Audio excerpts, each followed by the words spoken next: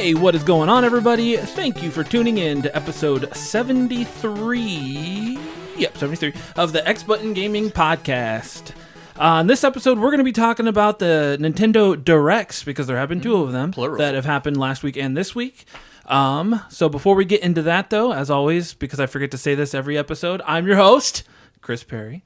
And on my left here, I have... Thank you. No, stop. On my left, I love telling people where everybody's sitting because they can see us, and it makes a difference. Yeah. It's like they're right here with us. He's directly on my left, a little too close for my comfort, but sliding to the left, slide to the right. Returning, no cha-cha slide, no cheesy wedding dances. Oh, they're fun. Okay, I'm James. Welcome back, James. I'm James, aka Jimmy, aka. He's recovered from having to talk about the GameCom, and now he's excited about talking about a more something that matters, important handheld device. Hey, the GameCom matters. Okay, it matters. No, it doesn't. To who? Yeah. Also back for the second time. You haven't been here since the Final Fantasy episode, right? It's been a whole year, Chris. I know. That was... Wow. Where have I been? I've been a pile of bones until now. I know. I was just trying to blow you away in the wind. The Switch 2 revived me. I'm back from the dead. He's back. And there was more Final Fantasy 7 to talk about. Yes. Just a little bit. Yes. So that's why you're back. That's it. Don't talk about anything else. Yeah. I'll zip it from here on out. Just completely mute. Well, Gary, I'm glad that you could be here again. Thanks for having me. And then another frequent guest on the podcast. We have Jaiden back in the house today, too. It's time to play the game. Get in the game. Excited. Let's go. EA Sports. Foreshadowing. You guys haven't been here for a while. Anything exciting? Anything new that you'd like to share with the listeners? With me? Maybe I haven't heard it. I don't really know if there's much I can really share right now. Last time I was on the podcast, I kind of mentioned that I don't do YouTube anymore. That might be changing. Uh-oh. Maybe. Yo. I don't know. The whole Switch 2 thing has kind of lit a fire underneath me of like being interested about talking about games again online. So yeah, let's see where that goes. Let's collab, Gary. Yeah, well, maybe this might be the first one. This could be a rebirth of sorts for you, Gary. Yeah, I might have to actually a rebirth. Oh, a remake. Did you see that? Did you see that? A revival. Yeah. We'll see. I'll have to link it in the Discord for other people to actually see it. But yeah, once I actually have stuff for people to see, then I will make much more of a deal about that. But that's exciting though. It is, doing YouTube videos is actually kind of fun, and it's fun when people interact too. Like, it makes you feel like you're talking about something that somebody actually cares about. It helps when you have a community. Yeah. For real. It definitely does. So I always appreciate getting comments and all that jazz. It's nice to know we also have another editor, potentially. Yeah. You're available, right? Yeah. Jaiden just starts passing things off to Gary. I need this done by midnight. Jaiden, why has it not been cut? It's just a raw audio file. I don't know. That's all he gave me. Yeah. I don't send him much. He turns I enjoy it. It's straw into gold, basically. He's an alchemist. Yeah. What he does with what I give him is impressive. The law of equivalent exchange does not work with him. All right, Jaiden, what about you? Anything new? Just wanted to say with that Tony Hawk announcement, obviously I got really excited for 3 and 4. I haven't I'm not too well versed in 4, so I went back and started replaying a whole bunch of 4.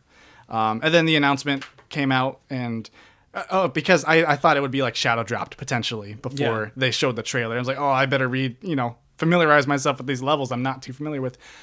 Turned out, no, it's going to be in a few months. I'm like, okay, I have time. So, but, getting back into some Tony Hawk on the Tony Hawk Reddit, people have been posting their like videos of these like get there challenges. Do you know these? Yeah, some of those are a pain in the butt. Yeah, so well, at least in the first game they were a pain in the butt. So I was watching them and people were like, "Oh man, I finally did the one in like school 2 or whatever. It took me forever." And I was like, "What are these?" Like, because I know there's like a billion challenges, but it's just so much. Yeah, it's a lot to take in. Yeah, and like the menu, I was just overwhelmed, so I never really looked too far into it. But I'm like, I kind of want to do some of these challenges, the get theirs. I did all the get theirs. The school 2 one, which everyone was complaining about, I didn't like mine. third or Oh, fourth dang. try. I'm Should've just like, recorded that. I can do it. Screen I grab. was like, I think I could do these, and I sure enough, like, Come on, Jaiden, that's free content. You just gotta hit record, buddy. I know. He just poo-pooed on all The, those Tony Hawk skill Redditors. issue. Just buy your $300 capture card and you're ready to go. Right. No, but the bull ring one, that was actually kind of a pain in the butt trying to get the. Oh yeah, that things. area. Oh yeah, I've been so I haven't played in a while, but I was working on those too because you need them Yeah. for a trophy. Yeah.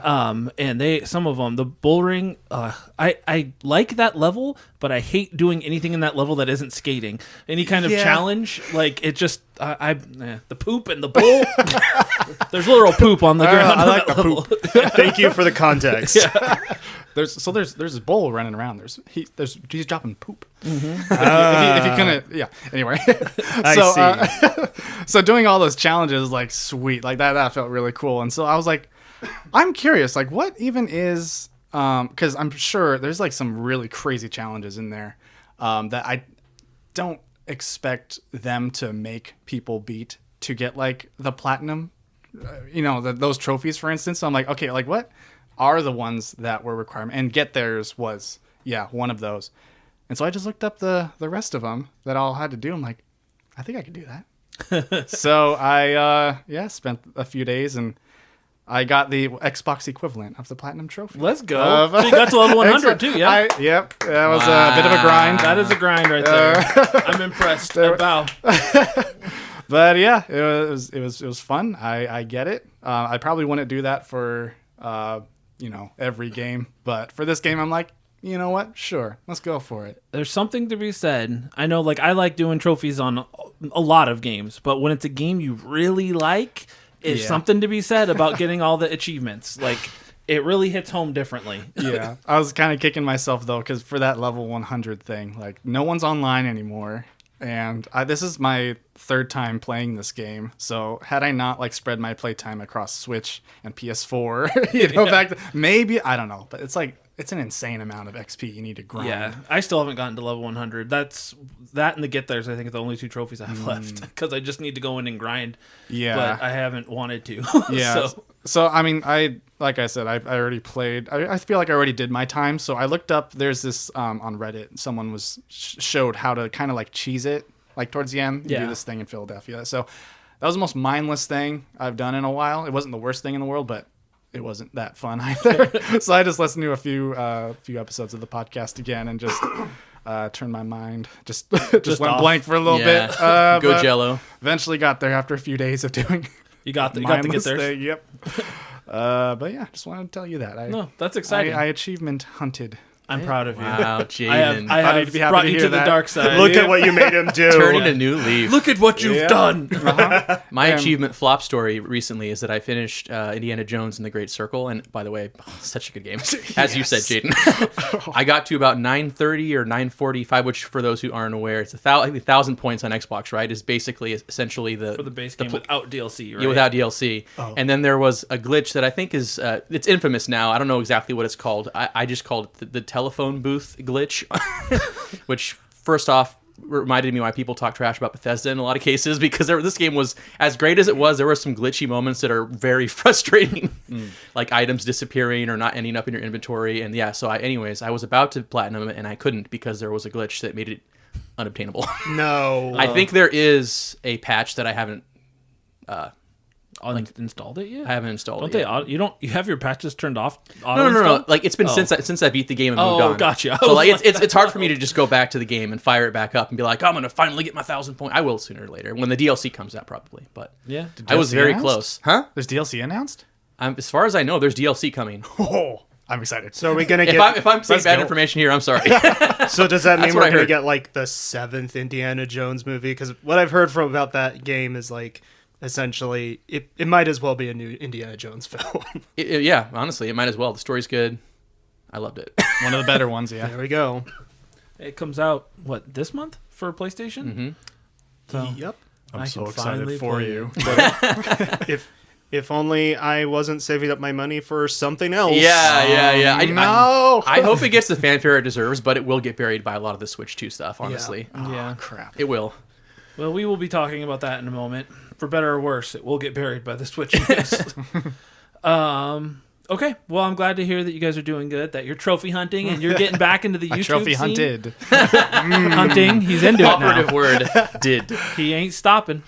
Might do that again for 3 and 4. Who knows? Is that a Final Fantasy 14 shirt? I just This is a Final Fantasy 11 shirt. 11. This is part of the Uniqlo Final Fantasy 30th anniversary. Actually, no, 35th anniversary collection that they had like a few years ago. Yeah. Nice. I bought a bunch of those shirts. I didn't buy any of them, but I should have. Oh no, never mind. Yeah, Chris is just shirtless right now. You guys wear shirts? Well, I need a shirt like that. What podcast listeners don't know that from the last time they've seen Chris Perry, he's just now absolutely shredded. That's just what's going on here. Yeah. Nothing Prepare. If you saw me just this last week, things are different. Ozempic, an advertisement. Yeah, I'm Hollywood now, baby. Yeah, no, I'm probably fatter than last time you saw me. All right, let's move into what the main topic for today. So we're gonna forego talking about what we've been playing because there were 2 directs to talk about, and there's enough information in there to talk for plenty of hours, and this podcast already goes long enough as it is. So we're just gonna roll into it. So last week we had a surprise direct. I think nobody expected it because we all knew that on April 2nd we'd be getting the Nintendo Switch 2 direct to showcase the new console and whatever else they were going to show, which we'll talk about. Yeah, but nobody saw this coming. A direct the week before to talk about the Switch releases and potential Switch 2 releases as well. But yeah, what is potentially the very last Nintendo Switch 1 Focus Direct came and has already gone, and it was announced in such a short period of time that there was no where to talk about it other than this episode. But yeah, let's get into it. We're just going to roll through some of these games. We don't want to spend too much time on this Direct because the Switch 2 Direct is where we really want to focus our time. But yeah, so the Direct started off with, it's not even a reveal, but I guess the first trailer for Dragon Quest 1 and 2, the 2D HD remake, which, no surprise, looks awesome. Mm-hmm. I thought that was already out. That was just I did 3. too. I was like, wait, it was what? kind of confusing to What me. am I looking at? I think it's a really Oh. good lead off for this direct, but I was like, this wasn't already out. Same for me. 3 had come out. 3 had come out. Yeah, Yeah. they didn't really make it super clear even when they had first announced that game. But yeah, they did the 3 remake, and then they said they were going to do 1 and 2. But I Yeah. think this is the only time we got it confirmed that we now have 1 and 2 together. But I'm kind of disappointed they did not show a release date for it. So it's like, They didn't, but they did at the end of the last direct when they showed the last trailer for Dragon Quest 3 HD. They did say they were working on a 1 and 2 compilation. Yeah. which Okay. is good because it one by itself, unless they completely remade it and added a bunch of content, would not. it's pretty light. It's very light. It's probably a couple hour game. Like you can beat it pretty quickly. And 1 is chronologically the second. Apparently, yeah. 3 was the first. Well, I'm not a huge I haven't really played many Dragon Quest games, but my understanding is 1, 2, and 3 are all part of the same Eldrick? Erdrick, Erdrick trilogy. That's right. Yeah. So yeah, 3 is apparently the first one, and then 1 and 2 are after. Nice. But the 1 doesn't have a lot of story in it. I'm gonna get these eventually. Both of them. They're worth playing. 1's just kind of a cool look back at RPG's roots, JRPG roots, I guess. Mm-hmm. Just like the original Final Fantasy, though a lot shorter. But it's a good game. And a lot of the designs for a lot of the monsters have carried over from that game. Mm-hmm. Artwork was still done by Akira Toriyama. So, yeah. So it started with that, and then we went into No Sleep for Kaname Date. I think. So it's part of the AI the Somnium Files series. I haven't played any of these before. Are any of you guys familiar with it? No. I am aware that the first game was really highly reviewed, and I think, correct me if I'm wrong, is it Spike Chunsoft who's doing these games, or is it someone else? That sounds right to me. Okay, so this is kind of the same, I think, publisher / developer house as the Danganronpa games. This is a sequel to a very highly anticipated game. I never played the first one, but I'm sure there are some people who are very fans of that very niche RPG who are just ecstatic that there's a sequel. Yeah, I know. I've also heard that the game was really well reviewed, and I think it was at one point like a more expensive Switch game, but then it got not a re-release. What do they call it? Remaster? No, when they print more. Reprint. Reprint. There we baby. go. Which so it brought the price down. But other than that, I'm just not super familiar with these games. It's hard to say. I love RPGs, but when it comes to trailers, a lot of times like I don't see. Like, it's hard to see something where I'm like, yes, this one stands out from the rest because of this. Mm-hmm. Like, I almost have to hear from somebody that that I need to play it for whatever reason before I move into a new series. Yeah, word of mouth carries a lot of value with JRPGs for sure. Because there's so many. Yeah, there is a lot. Wasn't a problem we had as much in the late 90s, though there were still a lot, but now it's a ton. Then next was Raidou Remastered, The Mystery of the Soulless Army, which is a remake of one of the Shin Megami Tensei games. Mm-hmm. Well, I don't know which one. I think it's one of the Devil Survivor games or something. One of the like spooky ones. They're all kind of spooky in their own way, outside of like Persona, which is just high school anime. But there you go. This one sounds super spooky. The Mystery of the Soulless Army. I know people will probably be excited for this because if it's Shin Megami Tensei, people love it. It is interesting that they dropped that. Was it whatever that title is, the Shin Megami Tensei title from it? Mm-hmm. Maybe they're trying to help people see that they're not all part of the same series. Or that can be confusing. But. Yeah, it could be an intimidation factor too, because there is that feeling of when you get into a series and you see a name and then you see a number and you're like, should I have played the other ones before this? I mean, I don't even know where to start. There's a lot of Shin Megami Tensei games that aren't like in chronological order or in like spin-off series, so yeah, it's a very sprawling series for sure. Universe? I don't even know what to call it. Yeah, universe. Sounds about right.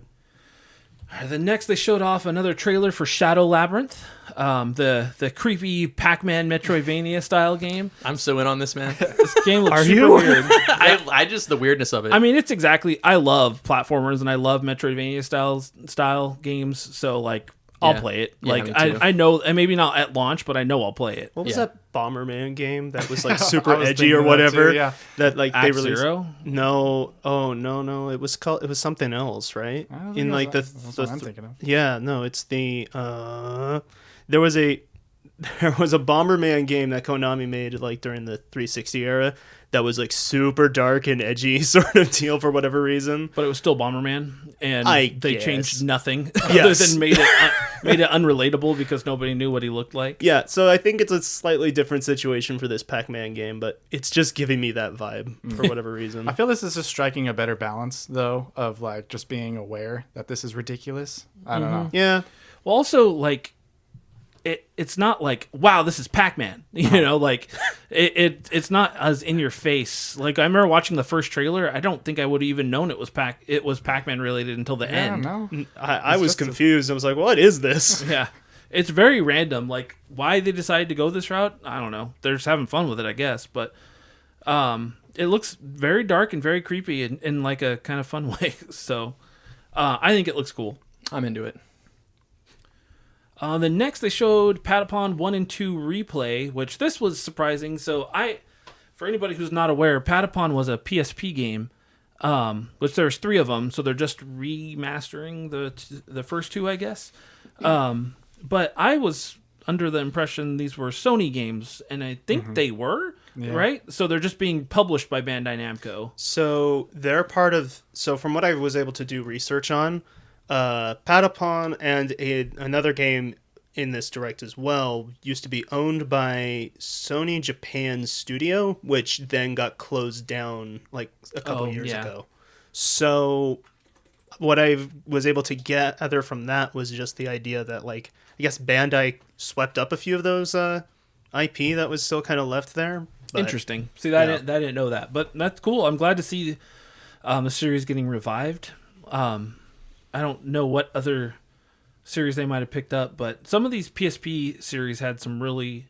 Okay, the PSP had some really cool games and series that haven't been touched on since, including also like Loco Roco. So it'd be nice to see like some level of resurgence because of this, but I don't know. I don't know how Patapon. I don't even know much about it. I know Alex liked it. I never played it, but it had a cool look, and it's all kind of like rhythm-y, right? Like it plays along to the beat. Anyway, It looked like rhythm-based Pikmin almost. yeah. Is what I kind of gathered I from can it. see that. See, then you guys should love it. You love Pikmin. Yeah. I just like I'm that sold now. it seems that Sony is now willing, like other companies are, to share some of their IPs, even if they're the smaller ones, you know? I think these are just the ones that they were like, we can't Yeah. make Mundo bucks from them, so whatever. Yeah. I think that's just kind of what happened. But yeah. I'm into it. I'd love to see Sony wake up and realize that they don't just need to spend $100 million on games, though. Well, with Jim Ryan now out of the seat, that might happen. I don't know, within the next 5 years, who knows? It'd be nice to see. It would be nice to see sooner, but We won't get our hopes up. yeah. All right, next was Story of Seasons, The Grand Bazaar. Just another farming sim. I mean, it looks good. I never know when I actually would care enough to play a farming sim. Like, is it going to be better than Stardew Valley? Probably not. So I don't. Yet to be dethroned. At this point, like, if I don't, I either go back for the nostalgia of the Harvest Moons that I really liked, or I'm going to play Stardew Valley. Not saying that couldn't change at some point, but that's just kind of where I'm at. And there's other life sims in this direct and even in the next direct we talk about that I'm more interested in, you know? So Yeah. No heat on this franchise, though. No heat. No heat. Then they showed a trailer for Metro Prime 4 Beyond. What is that? Just kidding. Let's go! Game looks good, man. It does, Oh man. my god. They didn't show a trailer for it in the Switch 2 Direct, right? No, they did. They did? Yeah. Not a Oh. trailer, but like Yeah. they're saying that it'll have a Switch 2 version. Oh, okay. Edition. Windows Switch 2 edition. So Yeah. quite a bit of gameplay in that. Yeah. I did watch a little bit of the gameplay at the Treehouse, the Nintendo Treehouse Yeah. that we did Dude. today. It looks I had very to, good. I had to, because it was basically the intro to the game from what I can gather. Yeah. I had to stop. I was like, I Yeah. only watched to a certain point, and I was like, I don't want to see whatever the meetup is with a bad guy that I Yeah. know is coming. I stopped too. I probably watched about 10 I minutes. was like, I don't want to spoil this. but yeah. it looks Purdy. way better than it looked in the first trailer. Yeah. I mean, they said it's 4K, 60 FPS, so Which is, and that's just the quality mode? That's Yeah. crazy. Yeah. No. It's like 1080p like handheld, but docked it's 4K. We'll talk about it later. Yeah. But Planet Vuros, which I didn't like the name at first, but like if you say it fast, it's cool. Planet Heroes. Sounds Planet like Heroes. Metroid. Vuros. Well, I said it so fast, and I like it now. And they revealed a new suit in this trailer that I was just like, oh god, you know, red suits, James loves the color red. looked beautiful. All right, now that he's talked about the color red. Nice. So next was Disney Villains Cursed Cafe. I have nothing to say about this. Nobody's stopping me, so we're going to move on. It was the only shadow drop, and I'm sure some people are happy. It's a coffee talk alike, but with Disney villains. To quote a dear friend of mine, it's for somebody. Thank you, Rodney. Then Witchbrook. I mean, Chucklefish. Chucklefish is cool. The Eternal Life of Goldman. I do not remember what this trailer even was. Now that I'm like talking about this game, anybody? Was this a sizzle reel sort of deal, or Potentially. okay? Gradius Origins was next. We're just moving on. Poor shmup Mup fans. City. So, I mean, that one's cool. Not that I've played any of the Gradius games, but it's cool that it is a collection of multiple Gradius games, including, like, the first two Salamander games, which I guess are part of that universe. And they're making a new one. And they're making a new one in that's that going to be on collection. there. So, that's cool. I'm sure there are plenty of shmup fans that are going to be extremely happy about that. Yep. Salamander's a cool word when you forget it's a. It's a lizardy type thing, and it's Salamander. also what chefs will cook things in is called a salamander. That thing that's open and they put They the don't call it food a in. life Are you force. messing with me? No, it's really a I didn't thing. know that. Well, I watch a lot of cooking shows. Oh wow! Oh, I learned something. The next, so like if you ever watch a show like Beat Bobby Flay, they'll say like just toss, I'm just gonna toss this in the salamander real quick. It's just like a big pizza oven looking thing that just Oh. like quickly cooks stuff, but they're big and like I guess restaurants quite often have them. Saved me a lot of confusion if I ever did watch a cooking show. this is nothing like the video game. They're not cooking salamanders.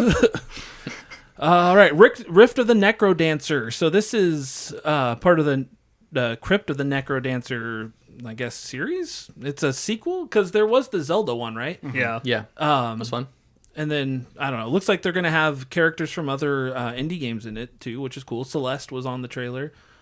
Yeah, I don't know. I didn't play Crypt of the Necrodancer, and I didn't even play the Zelda one. Now I'm trying to remember. Did this have, like, the Guitar Hero look to it? No? Am I thinking of something else? I forgot what it looked like. Okay, we're moving on. Nobody cares. Nobody here Looked nice, though, I remember. remembers enough. Tamagotchi Plaza. Just when everybody thought Tamagotchi was dead, it's back. Tamagotchi. Tamagotchi.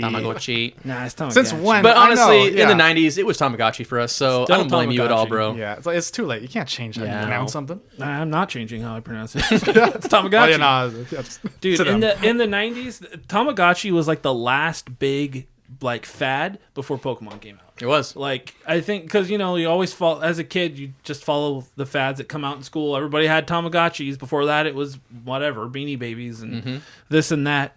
Tamagotchis were cool for like 5 minutes. You're like, this is cool. Look, it's alive. And then it poops, and you clean up the poop. Yeah. There's poop twice in this episode now.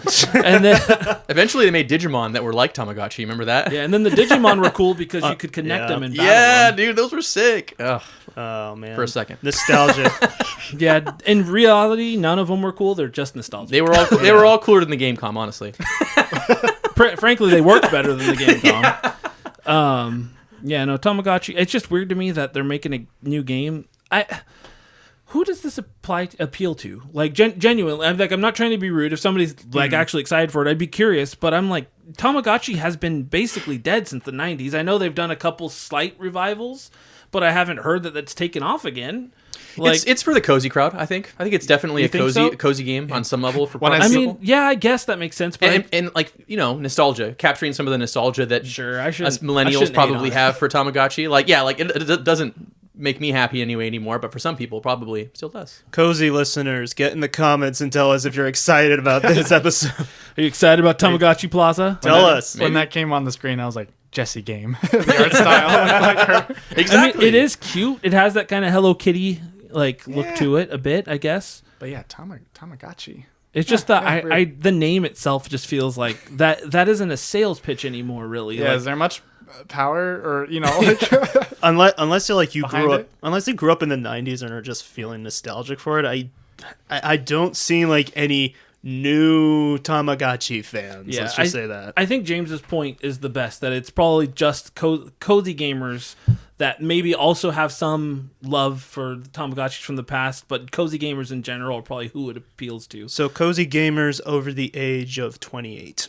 Maybe. Honestly, could probably be. even over the age of 32. Maybe.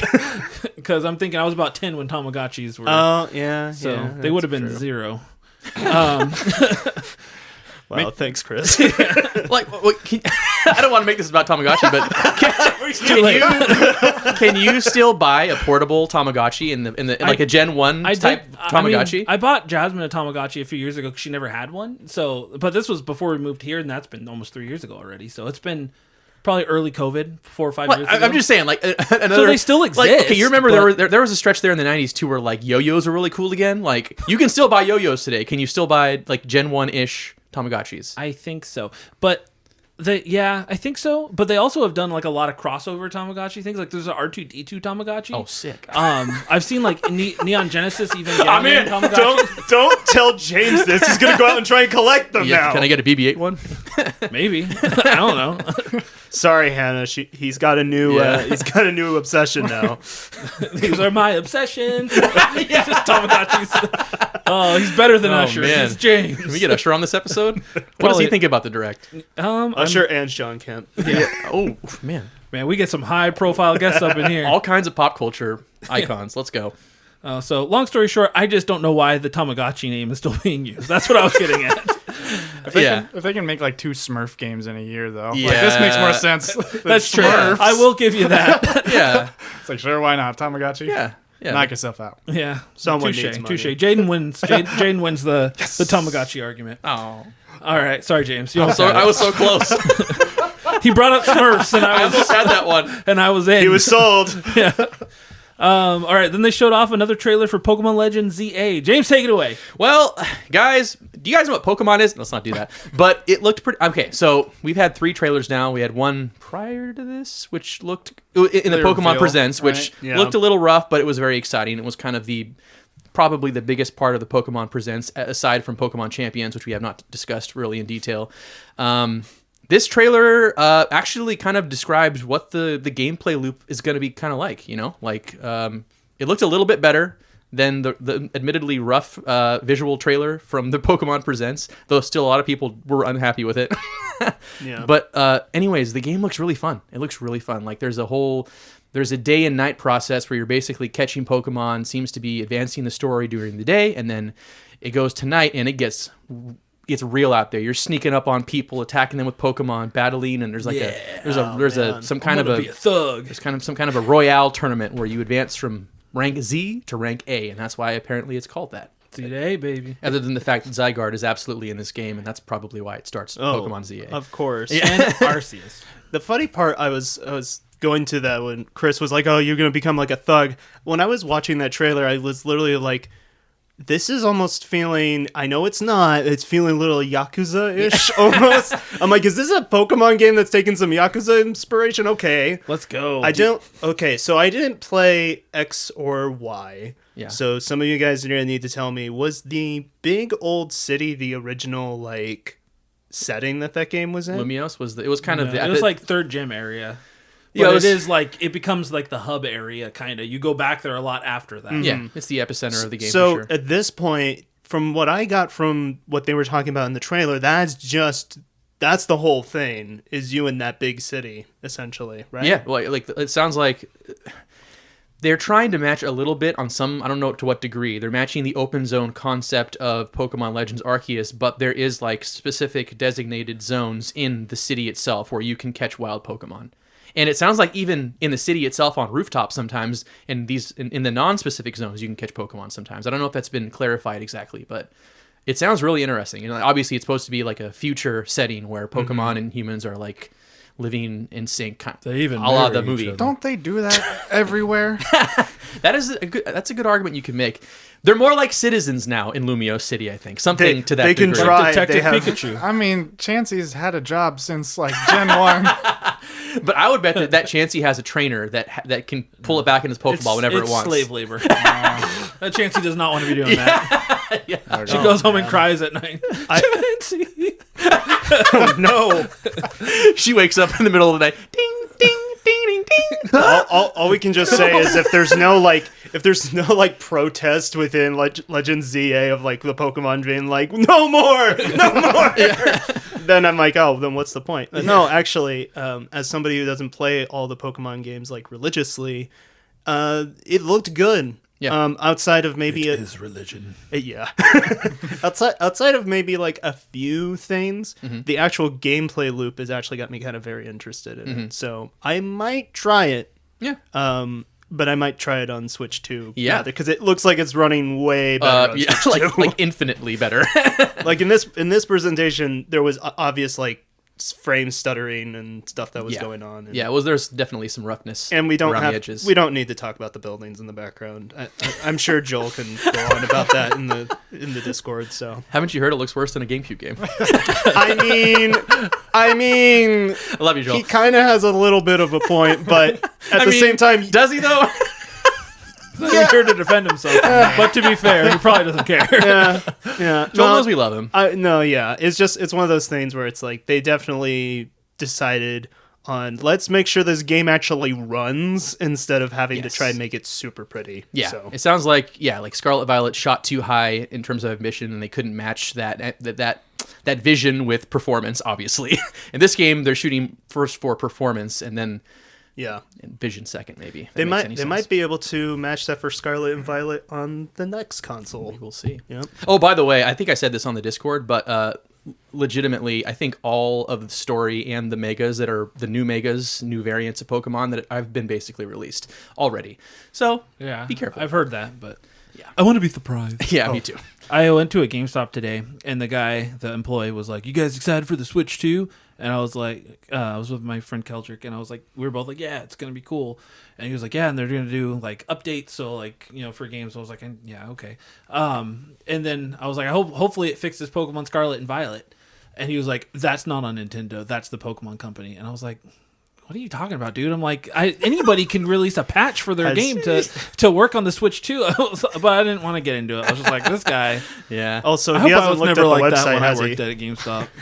I don't think so. I don't know. He kind of irritated me because then he was like, you know how they have to push stuff, Yes. pre-orders and stuff. I've been there, but he was like pushing the GPGs, the game protections. Yeah. And Like the insurance you yeah, can buy for and the I was game? like, man, I'm not gonna play the games. Probably like I bought a couple things. I'm like, I'm probably not gonna sit down and play them until way later than a year from now. Yeah. So so I was like, I don't need them. He was like, well, they help the store, and I was like, not my problem. I'm like, that's totally Wow. unprofessional, bro. But Dang. I mean, yeah, I was like, no, I'm good. what's like the Spider-Man, the 2000 Spider-Man is like, I fail to see where that's my problem. I don't know. I didn't want him to spit on my game. Doesn't So. you get anything from any location of any store, you're helping the store. Like that goes without speaking. It helps them out. I believe I was talking to some guy. No, I know how it works. I mean, I worked there, and we were told to push GPGs, and they'd get on us if we didn't have like the right numbers. But come on, trying to like force somebody to do it never does you any good. So You definitely don't get return customers from no. that. No, yeah. I just thought it was all kind of funny. That was just kind of annoying. Yeah, that's enough about GameStop.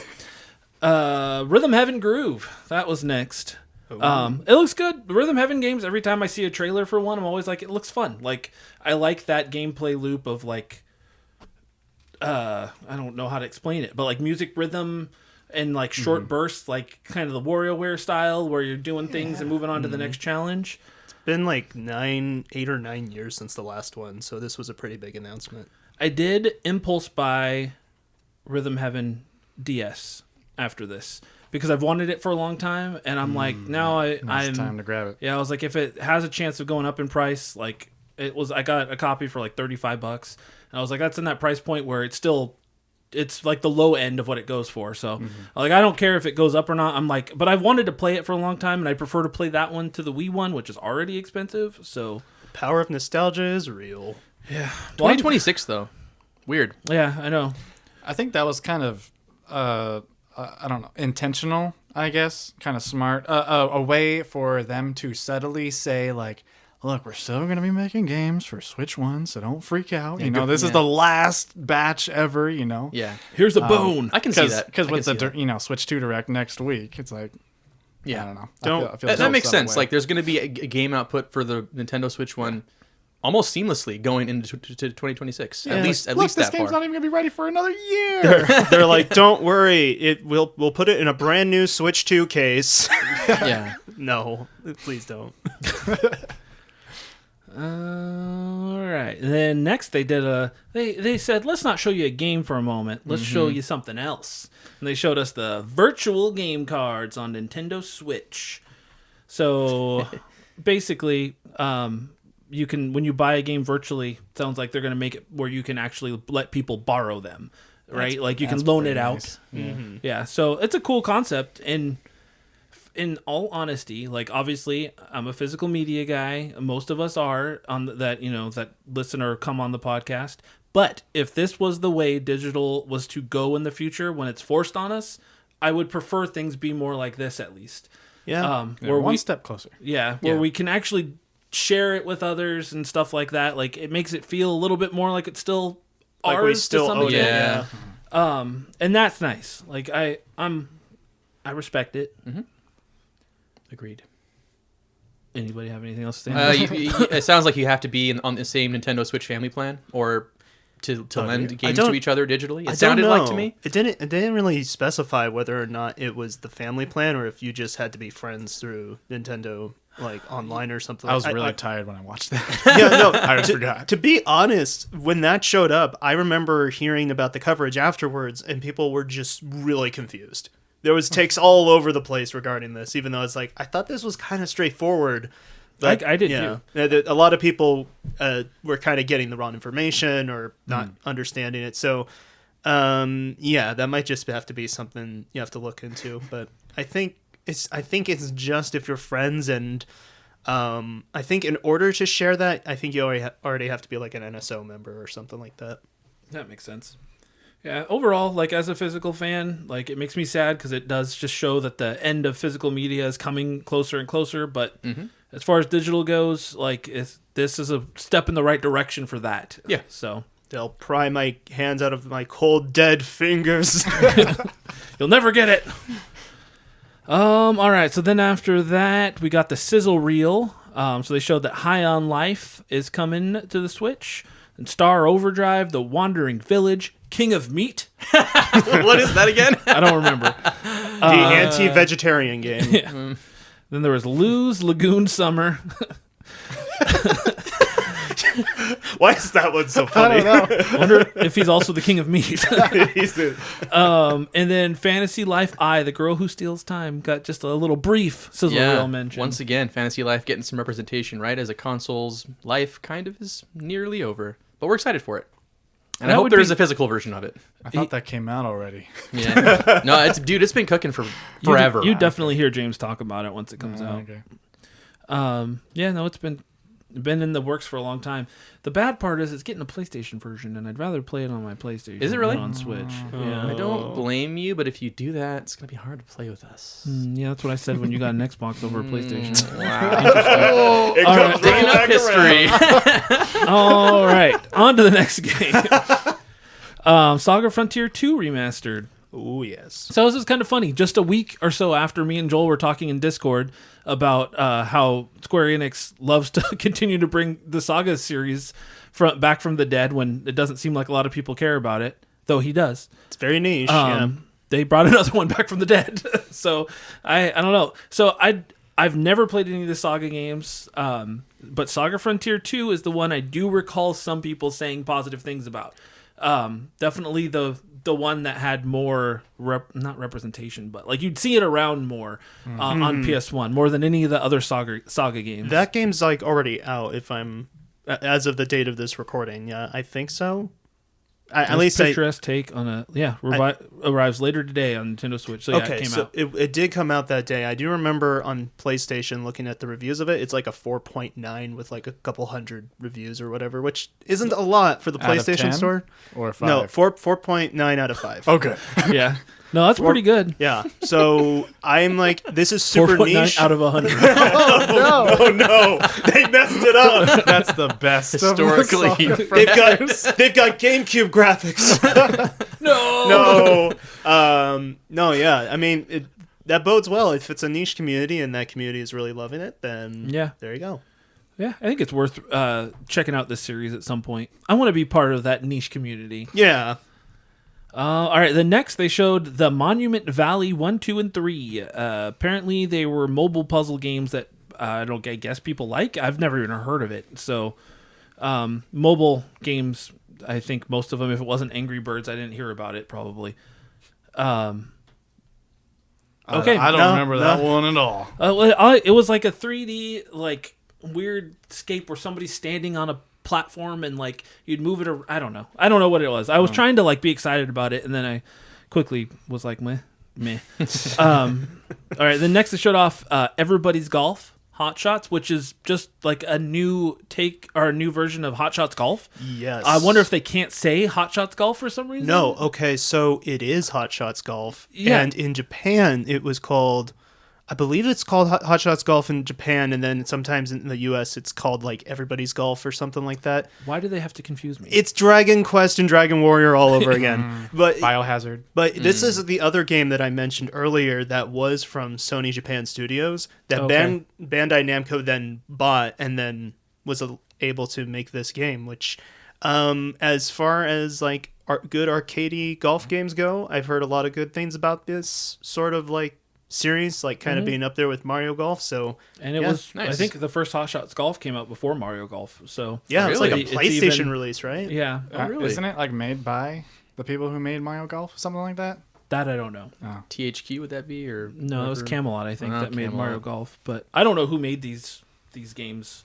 I've never played any of them, but I've always heard they were fun. Like, just fun, party, arcadey golf games, like Gary said. This is like the on sale game, bring it to a friend's house and just have fun with it sort of deal. So I'm like, yeah, I'll keep my eye out on it, and if it's at a good price. So would you say that maybe you... I've got my eye. I've got my eye. I've got my eye. I've got my eye. I've got my eye on you. Definitely. have your eye on it? Yeah. All right. Sorry about that. So what do you got your eyes on, Chris? Everybody's golf hot shots. Oh wow, the- nice. It's that one sound clip you guys didn't expect to hear on today's episode, huh? But I found a way. It was in there. You all get to hear James more than once. I've got my eyes on these directs, man. Okay. Next was Marvel Cosmic Invasion, which actually looks pretty good. Let's go. I like side-scrolling beat-em-ups. Not that I play many of them, but they are fun. They remind me of the good old days at the arcades and like early Super Nintendo games and stuff. Giving me some X-Men arcade vibes a little bit there. And artistically, it looks nice. Yes. So I don't know what else there is to say about it, other than it looks like a mishmash of Marvel characters. It's not just like the Avengers and not just X-Men. It's, you saw Wolverine, Captain America, Nova, right? Isn't that the guy's name? Nova's in there. Nice. It looks really good. It's made by the same devs who did Shredder's Revenge. Which is really fun. So Yeah. they got chops for sure. They got chaps. They got chops. So excited to see that one to come out and play it with friends. Yeah, I think that would be fun. Some good co-op. Is it online co-op or is it just local co-op? Did they say? Was Shredder's Revenge online co-op? Because I think it was. Yep. So it more than likely that's going to be the case. All right, that would be good. And then the last game they showed off, dun dun dun dun, Tomodachi Life, living the Oh, boy. dream. So Tomodachi Life is a weird series. I don't really understand it, but it's kind of wacky. So like, you make me's of your friends, of celebrities, of whoever you want, and you put them into scenarios, and they just kind of do stuff. I have it on 3DS, and I did play it, and I didn't get it. Like, I laughed at things that happened, but I found it hard to like keep my focus on trying to do stuff.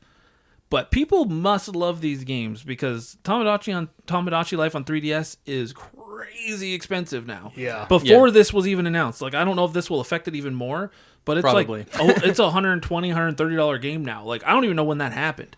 Like Yeah. it's wild, but people like it. I remember. I even saw a statistic on Twitter. The best source for information you could ever hope for. Oh yeah, it never lies. But right there with Wikipedia. this the separate video for this on YouTube had more views than the Nintendo Switch 2 reveal. So like there is a massive cult like following for Tomodachi Life, and people love it. I can see this being very appealing to people who are creative, and that's unfortunately not me. So like, but like, because I think you can come up with the most random ideas. Like, I want the Weird Al Yankovic to marry this random, I don't know, Yeah. somebody, Christina Aguilera. For and sure, you for sure. Well, she was actually in that. And have a love triangle. You can- with Yeah. Chris Abraham can finally Lincoln. have his Sean Kemp episode in Tomodachi Life. Yeah, see, and you can have a Yes. fight. Thank goodness. I think that's where the Clay appeal Bennett, probably hope comes. they fight. Yeah, I don't know. Like maybe I should play the 3DS one a little bit more since I have it and just kind of see if I can't figure out what it is. When that series first started, I remember thinking to myself, I'm like, this seems like the most Japanese video game Nintendo has ever made. Yeah. Like, it is Oh, the it's very most... Japanese for sure. And it sounds like you play it like yeah. in bite size. Like it's more like a day by day, just a couple minutes at a time type game. Like maybe like Animal Crossing, but to a lesser degree. You know. Yeah, so there's in the little blurb it has here. It says the first new entry in over 10 years sees various Tomodachi living life at out at sea, getting married, dancing, fighting, smelling the flowers, and generally hanging out. Plus a weird dream sequence. Look forward to learning more about Tomodachi Life in 2026. 2026. It's kind of like Sims with Mii's. Yeah. Yeah. A little bit. Yeah. A little different. I see that. I can't wait to see somebody's playthrough and reactions to the crazy stuff that they come up with. But Yeah. I see people having fun with it for sure. I don't know that I would get it unless I go back to the 3DS one and understand it differently than I did before. But Jessie will report she's going to get it. Yeah. I I think look I'll forward probably to get hearing. it too, honestly. I just look forward to hearing from people, but I truly think that it appeals to a more creative type of person. Somebody who can come up with those wacky scenarios or those fun scenarios. I think the scenarios themselves typically kind of play out at random, if I remember correctly from the first one. But yeah, I don't know. It'd be interesting. I think there are some things that you can like have it do, but yeah, interesting stuff. It'll be fun to see. I doubt many people expected to see it in the Direct because I didn't even know the Direct was coming. All right, and then the last thing that they showed off was not a game, but a new Nintendo app, Nintendo Today. Yeah, forgot about that. I'm checking it every day, by the way. It's fun and job. fast. So fun. It is. And totally not giving you a heart attack the very next day about what they announced on that thing. Yeah. Dude. Yeah. They'll probably announce pre-orders for Switch 2 on this thing.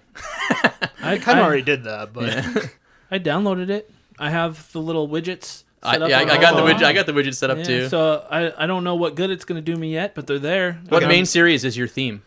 the The franchise is your like main theme. It asked, doesn't it ask you twice? Like, what do you want? Like, what character do you want to represent you? Then what series? Something like that. Yeah. I don't. Yeah, I know I picked Metroid when I had the opportunity to. Oh, I chose Pikmin. I just Pikmin as well. You guys are a couple of Pikmin. You're a couple of Pikmi men. yeah, I was the Zelda person, so there you go. Nothing wrong with that. Yeah, Right on. no, but that's the interesting thing. Have you guys had the same sort of startup issue with that app where you have to open it once and then you have to open it again for whatever reason? I haven't personally. I don't Are know. you an Android? I'm an Android. it. I'm an Android. I have an Android as well. Yeah. But You're outnumbered, James. Have you tried? Oh, so it worked fine on your phone though. Yeah. Wow, I'm the only iPhone user here. That's weird. I don't know what's going on. It may You hear have the been. superiority complex I in that? don't. Hey, listen. I don't consider Apple products to be superior to Android products. I just have one and I'm comfortable with it. That is all. That is my only statement on the matter. I'm give not people a comfortable hard with you time being for- here anymore. What James just said. I'll take my actually- iPhone and leave. You see, to us Android users, what James just said is like, nah, that's stinky. I don't like that. I don't like it. All right. Any other thoughts on last week's Direct? Uh, I was just gonna say on that app. Great job, app, by the way, for alerting me like, what was it, half hour or like an hour after? It's like, hey, get ready, the presentation's about to begin for Switch 2. I told you late. Yeah, like way late. Just like, wow, very helpful. Well, we there. all downloaded it though, so Yeah. we were.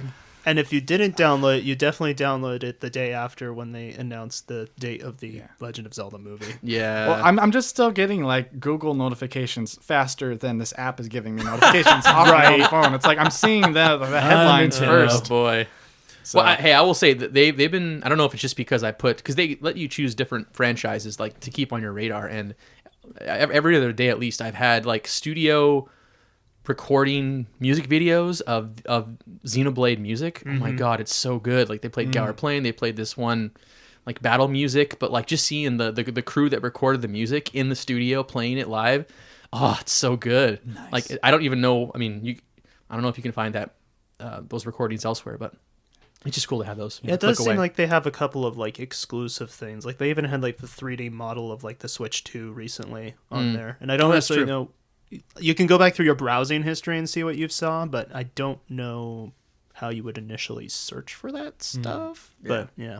I'm sure there will be some kind of I don't know, item release at some point through this app, pre-orders, things that you will want to do elsewhere, but you can only do them here. Yeah. So it's worth probably having if you're a Nintendo person. yeah, and I love the idea of it, just like news, just like Yeah. straight from the source, and then the way they did reveal the Zelda date, like you watch a video and then the video plays, and then you get to like Yeah. see it revealed right in front of you. Whereas like, any other way you go online, it's like, hey, March whatever is the date for the new Zelda thing. See the announcement right here from the. It's like, They've got like it's, not exciting 250 at all. words of an article that explains like Yeah. that Nintendo tells that we were making a Zelda film like 2 years ago. It's like, oh, I know. Just give me the Yeah, oh yeah, dates. I want to get that. Yeah. Yeah, and it's just like it's bullet points. It's like 4 or 5 things a day. It's not overwhelming at all.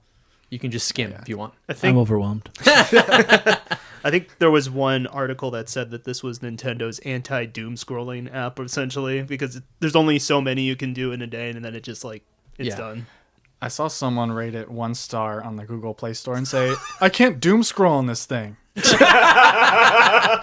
I was like, there you go. and that's A bad. good. I think Yeah, you're you the can- one with the problem. You can go to Twitter for that. It's not exactly There are other encouraging. places to go for that. I'm glad this doesn't have that. Go rot your brains somewhere else. Skibbity. Amen. All right, let's get to the meat and potatoes. Let's now go. that we had our There you dessert. go. We're in Fast Five. When, Oh yeah. We talked way more about Tamagotchi than I really thought we were going to. heck yeah, We're like, we have nothing to say on that. This Talks about it for 5 podcast- minutes. really knows where to focus the attention of the people. Last episode, Tiger Game Come. This episode, all about Tamagotchi. You're from the 90s. We are drawing your attention. And reminding you why you want to leave.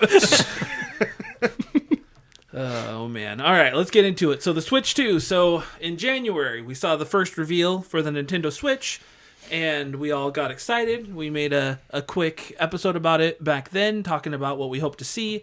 That April 2nd was coming, but it was so far away, but we couldn't wait to hear more. And April 2nd has come and gone because life goes by way too quick. That was fast, yeah. Thought it'd feel like an eternity. Lord. It did feel forever away, and it really wasn't. Yeah, no, I don't know where time goes. We're getting old, guys. But yeah, so this was exciting. I even woke up at 6 o'clock for it, and I don't do that if I Wow. can help it for most things. Chris Perry up before the sun is I like watched the sunrise. 45-degree angle. I was like, what is that? What is that ball of fire in the sky? Anyone else not sleep very well that night? Oh no! I no, woke up absolutely. at like 3, 4, and then were I you- went back to sleep you're at the- 5 again. That's cute, Oh, Jaden, honestly. I was that excited. I woke up before too a couple times thinking I was going to oversleep Yeah. it. Oh no! Oh yeah, it's good. So to be fair, I did originally set my alarm for like 8 because I had to be somewhere at like 9:30. Oh, yeah. So I was like, I'll wake up, I'll watch it before I start work, and then I have to go to a job.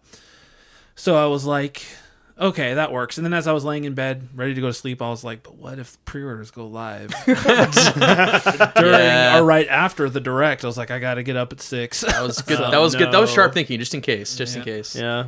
But yeah, I was pretty anxious about it. I wouldn't say I was anxious, but I was just excited. I see my day before events like this is like your day was the night yeah. before, if that makes any sense. Yeah. Like I wake up the day before and I'm thinking about it already, and I'm amped up about it. I didn't Yeah. lose any sleep, but I was I thinking can't about it wait all for day tomorrow. long. yeah, It's- Tuesday dude, evening was like, dude. it's like the build up It's to crazy. it's like the build up to the Super Bowl for sports fans. Like Yeah. it's just something you're thinking about it until the moment it happens. Like this is just as a genuine question. Do people really think about the Super Bowl that much when it's not a team? they do That they care about? for reasons that aren't even football in a lot of Like the cases. commercials The and, like, party, the the halftime show food, and the stuff? Okay. halftime Oh, that makes show. sense. Like That makes sense. it's kind of like the I don't know, it's just a big time event. You know? It's a big social event. And Yeah, so people exactly. Are like, oh my, yeah. Oh my. yeah. And a Nintendo Direct for a new console it's one of those Super Bowl moments for gaming fans. Oh, for video games, yeah. Yeah. It's Nintendo Direct, Summer Games Fest, and then like the Game R.I.P. Awards. E3. Yeah. Well, I mean, I don't have the issue with Jeff Keighley that James does. Well, I got more issues now after yesterday. to be fair, yeah. But no, I do think it is kind of funny when we get to the actual reveal of that. The launch date being right before Summer Games Fest. Oh man, wait! I'm sure James is happy about that. Way to stick it to him. I hadn't thought about it until now, but there is something poetic and funny about it. Yeah, for Yes. sure. He does not get it. Jeff doesn't get it. I'm sure he doesn't. That's probably why he was taking shots yesterday. I wonder what the issue is because he was really close to Reggie. Yeah, So- but Reggie's not there anymore. I know maybe it's just that now that he's gone, he doesn't care about Nintendo anymore. I probably- have nothing left. He probably just doesn't have like a in, because if there's somebody Yeah. who's kind of already like someone games industry is really like interconnected as far as like who do you know. You and honestly all think that type of Kojima stuff. would be like his tree branch into Nintendo, kind of. But Kinda, but he's not. It doesn't seem. But then like. it's a question of who is Kojima friends with at current Nintendo right now, other than like Sakurai. Mhm. So yeah, I don't know. Yeah, I it's don't know. interesting. We don't really know all We'll that. get but to it. yeah. Well, so the direct started, And it started off with none other than the one game we knew was coming to the system. Heck yeah. And that's Mario Kart, now titled Mario Kart World. Not Mario Kart 9. What? Not Super Mario Kart Switch 2. What? I was so happy about that. It's not Mario Kart 120? That was the name I wanted them to go with. Did you- like, please be open world and call it Mario Kart World. Like, that'd be the perfect title. Dude. It would clearly tell what this game is. And so when I saw that, I was pretty happy. This is why he Called couldn't it, Jaiden. sleep. You called it. I couldn't find any like evidence in the Discord though. So He was- I remember you saying it. I do. did? Okay. Yeah, it was about the time we recorded the episode. Because I think during that episode when we talked about the Switch reveal, I think we talked about it on the Discord. Or maybe not. I don't remember where we talked about it. But I also... Because I think in that episode, I also said, like, I hope they go open world like Forza Horizons. So I called that. So we both called stuff. Yeah. I had been coining it Super Mario Karty for years, but it wasn't exactly that because I thought that maybe they would have like different franchise characters, a la Smash Brothers in Mario Kart, which hasn't happened yet that we've seen. Hasn't not happened. Yeah, you're right. Exactly. They did the opposite of that. Instead, they started doubling down on characters that people didn't think they would play as. And some great ones. I'm like, Coin excuse purse me? frog. Coin purse frog. Cow!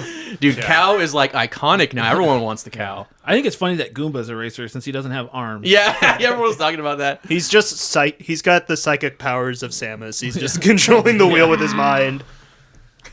Yeah, but I mean, the game looks good. Open world Mario Kart. I did watch some of it in the Treehouse presentation Me today. too. It's cool that between, like, when you do a Grand Prix to go from race 1 to race 2, you kind of do like you actually drive there. You drive to it. And you can lose placement in that time frame too. Like, it's still active and happening.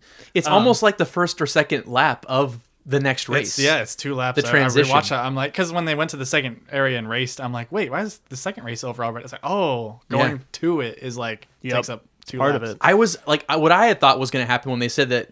I don't know. I thought that the first time I watched it, I was like, what does that mean? Does that mean that you're gonna race to the starting line and then whoever gets there first gets to be in the front place on the grid, a la Formula One? But no, it's the first part of the next race, and it kind of just demonstrates that this is just one massive world, which is really cool. Yeah, and they've added a lot of new different, like, I don't know if you want to call them power-ups or abilities. But they're adding some Tony Hawk type features now. Yes, they are. Also, why I was excited. Like, Oh my goodness. grind on rails. Yeah, wall ride. Let's go, Dude, the wall jumping looks sick. Oh my gosh. Yeah. The movement just looks like I remember like playing Mario Kart 8 Deluxe a while back and being like, well, where do they go from here? Like, honestly, where do they go from here? They kind of peaked. perfected it. And then it's like I saw like open world. I'm like, okay, that's not really that's cool. Then I see him grinding on rails and then he's wall hopping. I'm like, I'm sold. This is awesome. I'm in. That movement looks sick. I love it. If that open world has like hidden stuff to find too, Oh, dude. like actual like Story unlockable mode type or stuff some at all, sort? like, it's story mode would be crazy. story mode would be nice. Like, Okay. That's what I've always said Mario Kart needed probably Yeah. to keep for a next entry. Oh yeah. Yeah, like who watched this and probably who didn't think about Diddy Kong Racing? Who didn't think about Forza Horizon and how those are just more like one big world that you drive around and then you can enter portals to enter races, not that there's portals in this one, but yeah. like there's going to be nooks and crannies and there's a free roaming feature where you can kind of like scout out how you want to race in like the Grand Prix. It's really cool. And it seems like too, like in the different areas, there will be different restaurants and stuff. And when you drive through and pick up the item, or whatever it is, a burger or whatever, it changes the outfit of your driver and everything. Like, just a bunch of cool little features that will make you want to explore even more. I can already foresee like what's gonna happen when you first start up that game. Instead of it like going to like a menu or something like that, you're just Mario in a car and you just see this whole world out in front of you just immediately. Not even like a startup screen. That's just what it is. You see a beautiful skybox, Mario in a cart, and now you have just this whole thing Just to plays go this- explore. the Breath of the Wild music. It's just drives piano up to your tracks. Maybe you'll start in a great plateau. And then the jazz kicks in, and now it's a Mario game. That's a good point, though. Like, how will it start? There isn't going to be like a start screen, will there? Where you, because like, yeah, it's an interconnected world where you're going from one end to the other.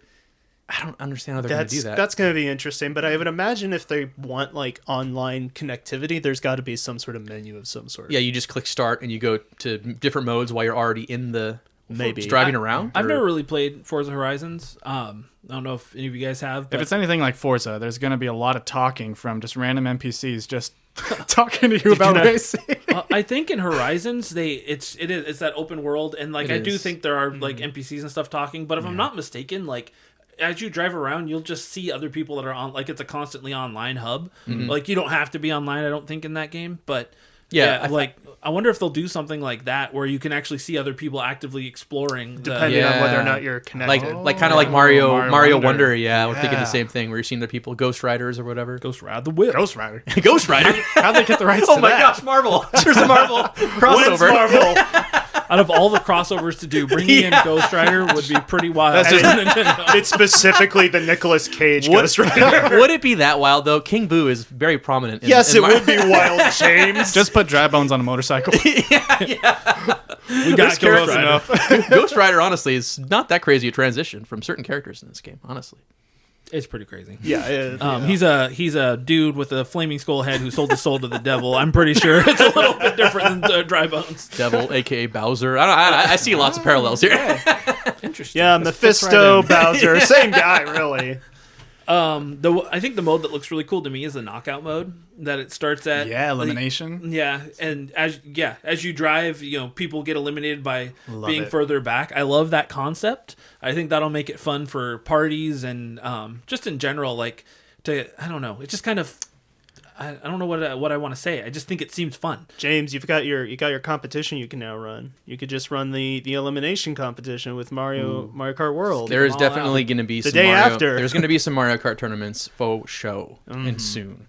One thing I was going to say, did you guys mention that there's like day and night and Yes. like weather features in this game? So it feels like an actual world you're living in. Things are changing. You're seeing like you already said, like it feels kind of lived in, and people are driving around, walking around. There's like Yoshis and buildings and stuff. And the detail looks really good too. Like when it's raining, you actually see the raindrops like bouncing off of the characters. And yes, and normally this isn't a big deal anymore. The other consoles have been doing this for years, but for Nintendo, it feels like we finally got there.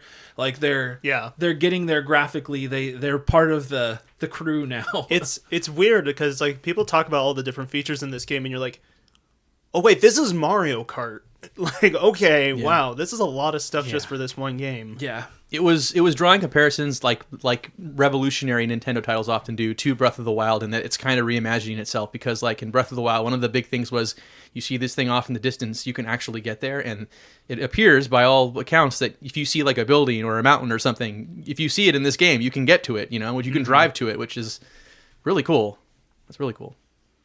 I'm really excited. Yeah. Yes. I hope you can turn the music off, and then I hope the Switch 2 also has Spotify, because I would love to just have like my own like tracks playing while like free roaming. Like that's gonna be the dream. You know what I mean? Just roaming around. They will only allow you the Nintendo Music app. That's all you get. So aquatic ambience, maybe that'll fly. It would be cool. I mean, the idea of integrating your own music into stuff isn't a new idea, but I feel like it's still not done often, even on like PlayStation. Like you can't. There's very few games you seem to be able to do it on. Oh, really? I don't know about Yeah. Xbox. Xbox has had that feature, I guess, since like the Xbox One, if I remember correctly. Like, not that you can turn off music, but rather that you can have Spotify kind of working on the side. As far I used as to plug remember. in my old like compact discs on my Xboxes of like Metallica. That's how I played that with Yeah. Metallica on in the background. That's Like, right. Yeah. So like it's been a feature on Xbox for a while, something like that. I did. I always on my thought that PS4 was cool. Pro. I remember having No, Spotify you open. can do it. It's just not every game supports it. I don't know how they decide. What if it's Just like options. yeah. The ultimate music. Nintendo Switch online promo. You can play Mario Kart World and then have just F-Zero GX music blasting in the background. Yes, Come on, that'd be- let's go. That'd be sweet. Amen. That'd be sweet. I won't be disappointed if it's not there, but if it's there. Did you see the track in the Treehouse DK Spaceport? I didn't watch Did you see it? It was so cool. Yeah, just the name sounded cool though. You're basically driving the original Donkey Kong game where there's ramps going up and down as barrels are falling down, like, and it's that's up cool. to it's like a spaceport, and it's like leading up to DK at the top, who's like this like big robot. It's It's a spaceport. Does that mean we're gonna go to space? Space. Nice. The last place where what is it? I forgot what's the quote from Red Alert. It's the one with Tim Curry. Oh yeah, that's a that's what you were quoting. Yeah. I was wanting to get the full quote, but anyway. Okay. I don't know the full thing. I just know how Space. I don't know. Just something that was getting traction about this game on Twitter was like, okay, so we see this big, massive map and the icons on it and the interconnecting roads, and we don't see a Rainbow Road, obviously. And it's like, there's going to be a Rainbow Road in this game. Like, if they don't have Rainbow Road, people are gonna riot for reasons that are not $80 games. How much do you want to bet? So how do you get to it? That's the question. How much do you want to bet it's through DK Spaceport? Yeah, How do you get to Rainbow Road? I'm just saying, like, what if there's DLC that's like in space, like another different map, like. It's like Chris said. There's going to be secrets and there's going to be things you unlock that you don't have access to. Or you're not aware of at first. I want to say I was looking at the cover of the box art, and like in the sky, if you look on I think it's to the right, it looks kind of rainbowy. Does it really? It's not a straight up road, but it's kind of like this faded, like swirly rainbow. I think that's a hint towards it. It can't not be in the game. Yeah. Right? They know it's iconic at this like point. hate it or love it, it's mandatory. Yeah. You fall Mario off Kart. of this one, you become a comet and just blow up the rest of the ground beneath you. Well, this is awesome. Everybody's falling off on purpose now. Dude, yeah.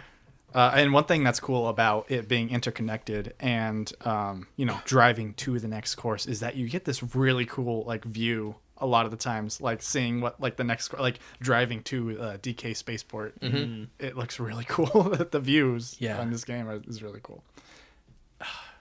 Yeah, like it's just. It was hard to imagine how they could like grow Mario Kart and level it up, and like we see it now and we're like, duh, like there it is. Obviously, this is how you do it. Nintendo always figures it out. And there's no going back, right? Like they can't just go back to what they've done before. I don't know. You wouldn't think. I'm not going to say that they can't, but It'll be hard to follow up after this. Yeah. I'm excited. Great launch title. No, it is. Like the launch title. Mario Kart's one of the smartest launch titles you could have. Yeah. I mean, you saw Mario Kart 8 Deluxe wasn't a launch title, but it came out really soon after the Switch launched. And it's like one of the best-selling games of all time. Yeah. Yeah. There's a reason. Yeah. Yeah, that was interesting.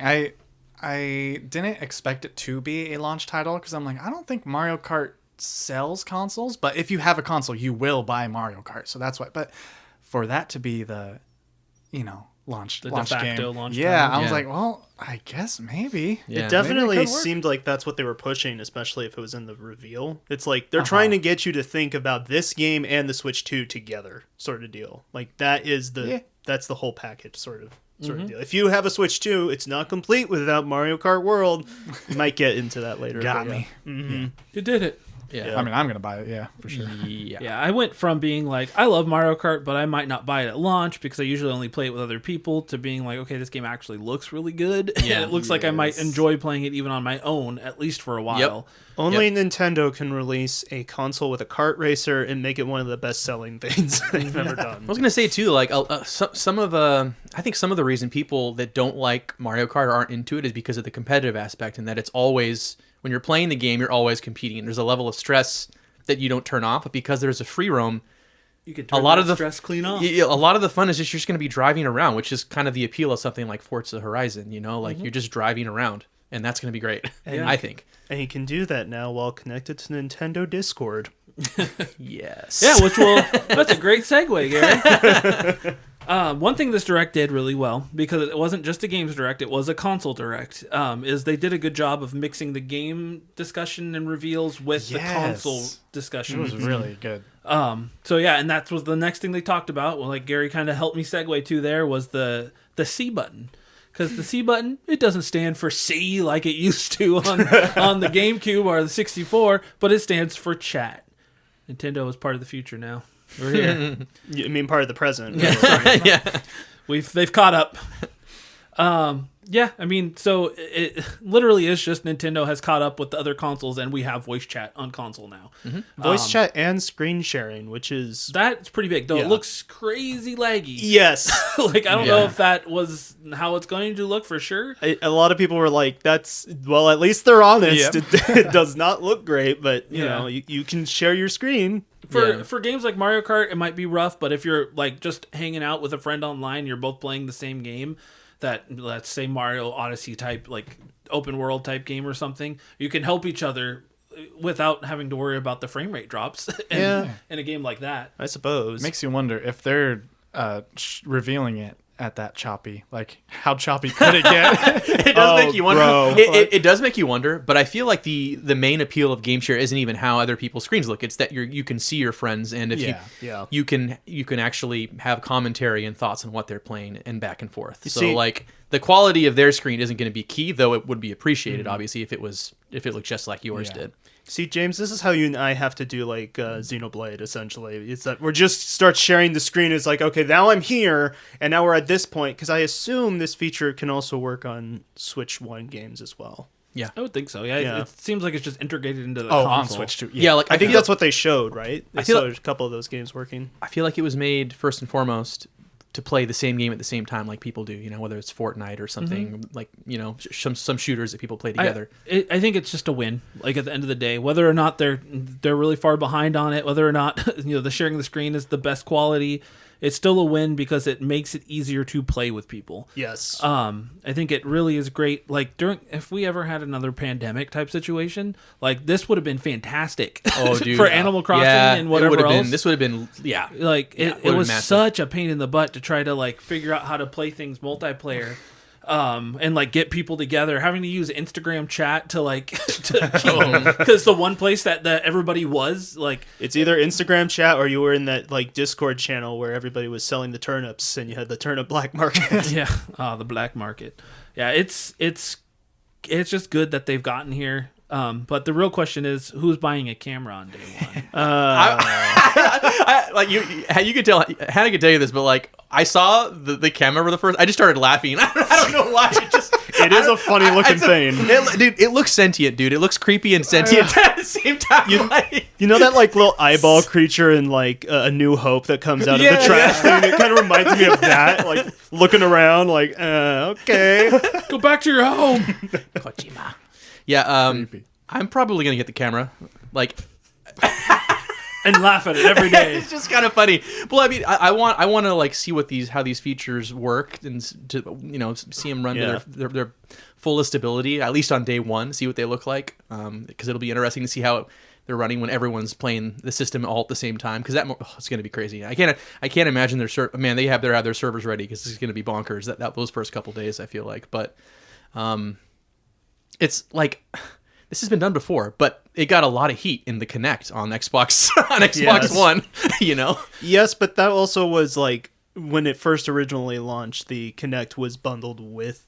It was like there was no like getting around it. You had to have it. Yeah. Whereas this, it had to be on, right? It had to be on. It had to be online. Had to be on. Had to have everything. And at the time, it made people very uncomfortable, like this eye in the sky that it's watching you. I don't know, whatever you're doing in the room at all times. Well, that was like at the height of. And then like, everybody just went and bought the Alexa devices and stuff. actually, Exactly. People forgot, dude. People are so dumb, man. Their opinions are so easily swayed.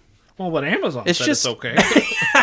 It's just PR, just advertising. Amazon's not the U.S. government. Where do you think they get their information from? Let's just say this is the beginning of what will become a discussion later on how people have a weird mindset when it comes to when video games do stuff and when anybody else does stuff. Yes.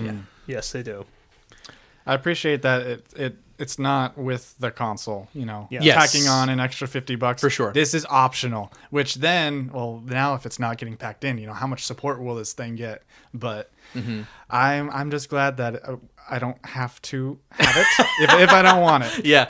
I think the other thing is maybe you're about to say the same thing. Yeah. Sorry, Gary, but like I think Alex brought up on. Sorry, but I'm gonna go. Go ahead, James. Just stand At least he over me. apologized. you get the next interruption, Gary. Okay. But Right now. Yeah. Oh man. Uno reverse. We gotta have guidelines here. I was gonna say, I think Alex brought up on the Discord that the small print, even on the Direct, said that other USB cameras are probably compatible. So if you already have one, I think you might not need to get the Nintendo one. Yeah, I think the thing that said there is like you can plug in any USB-C compatible camera, which I gotta wonder because I think Nintendo specifically made that camera for like a specific angle. So if you came in with like a Logitech or something like that, and it's just like really down Like far below 2004 camera. Well, here's the thing: it has to be USB-C. So I don't think It couldn't be that far back. A question is though, will a USB-A to USB-C converter work? We get unregistered HyperCam 2 on on Nintendo. Come on. Oh boy. Maybe. I don't know what any of that means. Oh, what? How do you not know? I know what you're talking about. How do you not know? That's like mid-2000s stuff, Chris. This is not a tech podcast. Have I ever told you that I'm stupid? You never were on YouTube. Have you ever seen that text like over every video ever? That and the Fraps frame count? Like, come on. Anyway. So that's it for the chat. I mean, it's going to be free at first, but you'll have to have NSO. There is one thing I wanted to mention, and it kind I of got goes something too. Maybe you have on the same wavelength or not. I was going to talk about the microphone thing. Yep. Oh, good, because you guys threw me off there, and I was like, all right, let's move on. No, because here's the strange part is that we know that the Switch 2 is using NVIDIA tech, essentially. And they have a thing called like RTX Voice, which is able to kind of like do, through the power of AI, the wonderful, magical thing that will take everybody's jobs. It's able to isolate certain sounds and specifically pick up human voice. This technology has been around for like a few years, and it's actually surprisingly very good. I don't know if that's what Nintendo is using. I mean, that they made it at least sound that way, right? In the video that they demonstrated it in, there's this guy on a couch, and his Switch is docked like probably 6 feet away or farther, and then his friend is starting to make a smoothie Yes. behind him in the couch. Basically, like, screw you, bro. Bad form. Come I'm on. about to go work out. You play your little video games. But like that, they're trying to make the point that this noise cancellation feature does work. Like it'll pick up your voice over whatever protein shake is going on in the background. So Yes, but I got a question from 6 feet away. I wonder the same thing. Like, yeah, you're Like, how sensitive is this microphone? yeah. I Make it have seem my like doubts. It's extremely sensitive. I have my doubts too. But like the fact that they're saying that this works, they're demonstrating it right there. They're trying to make a point that it works. It's going to pick up your voice. We will see. I just gotta wonder. That guy's like 6 feet away, and his voice is just coming over like the RTX. It's like, Yeah. like the person's like, what? What do you say? Yeah. I have trouble with just my own mic, like right in front of my face on my PC sometimes, you know? So like, yeah, when I was watching that, I'm like, oh, okay. So is there like another mic in the controller or something? Like, what? From that Yes. far away? That's Yeah. crazy. I need to see it to believe it. For sure. Not to be negative, but yeah, I don't see it sounding good at all. But I mean, that they mentioned this noise cancel. I mean, they visually demonstrate it in that part of the video, and then even later when they're talking about the features of the Switch, they say noise cancellation. So they make a point twice in different ways to tell you like whatever this little circle on top of the Switch 2 is very sensitive. Apparently, I just thought about this. So, you know, like when everybody was like testing out the Switch cartridges, when like Miyamoto had initially said, "It's like don't taste them; they taste bad." You know immediately what people are going to do with their Switch 2 immediately. Go onto Game Chat, make a smoothie in the kitchen, stand like 12 feet away, and try to talk to their friends. Can you hear me through the smoothie maker?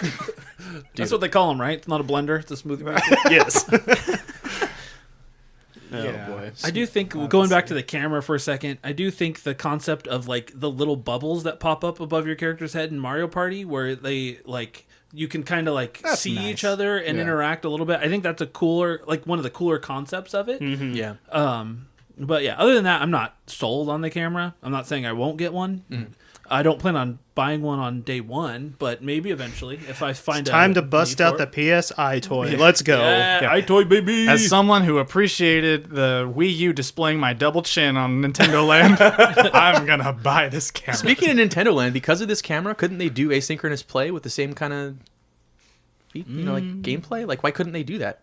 I'm sure there's some way to I have use no that. idea. I hope. Well, they didn't. I don't know how. You gotta ask somebody who understands that kind of Yeah. stuff. Ain't me. Me neither. I just want it. I'm sure there will be some sort of way, like, right? If somebody has like a camera like connected for a certain mode, and then everybody else is like shut off for whatever reason, but we'll see. That's for developers to figure out, not us. Yeah. Fair enough. Okay, so then after that, they talked a little bit about the game share.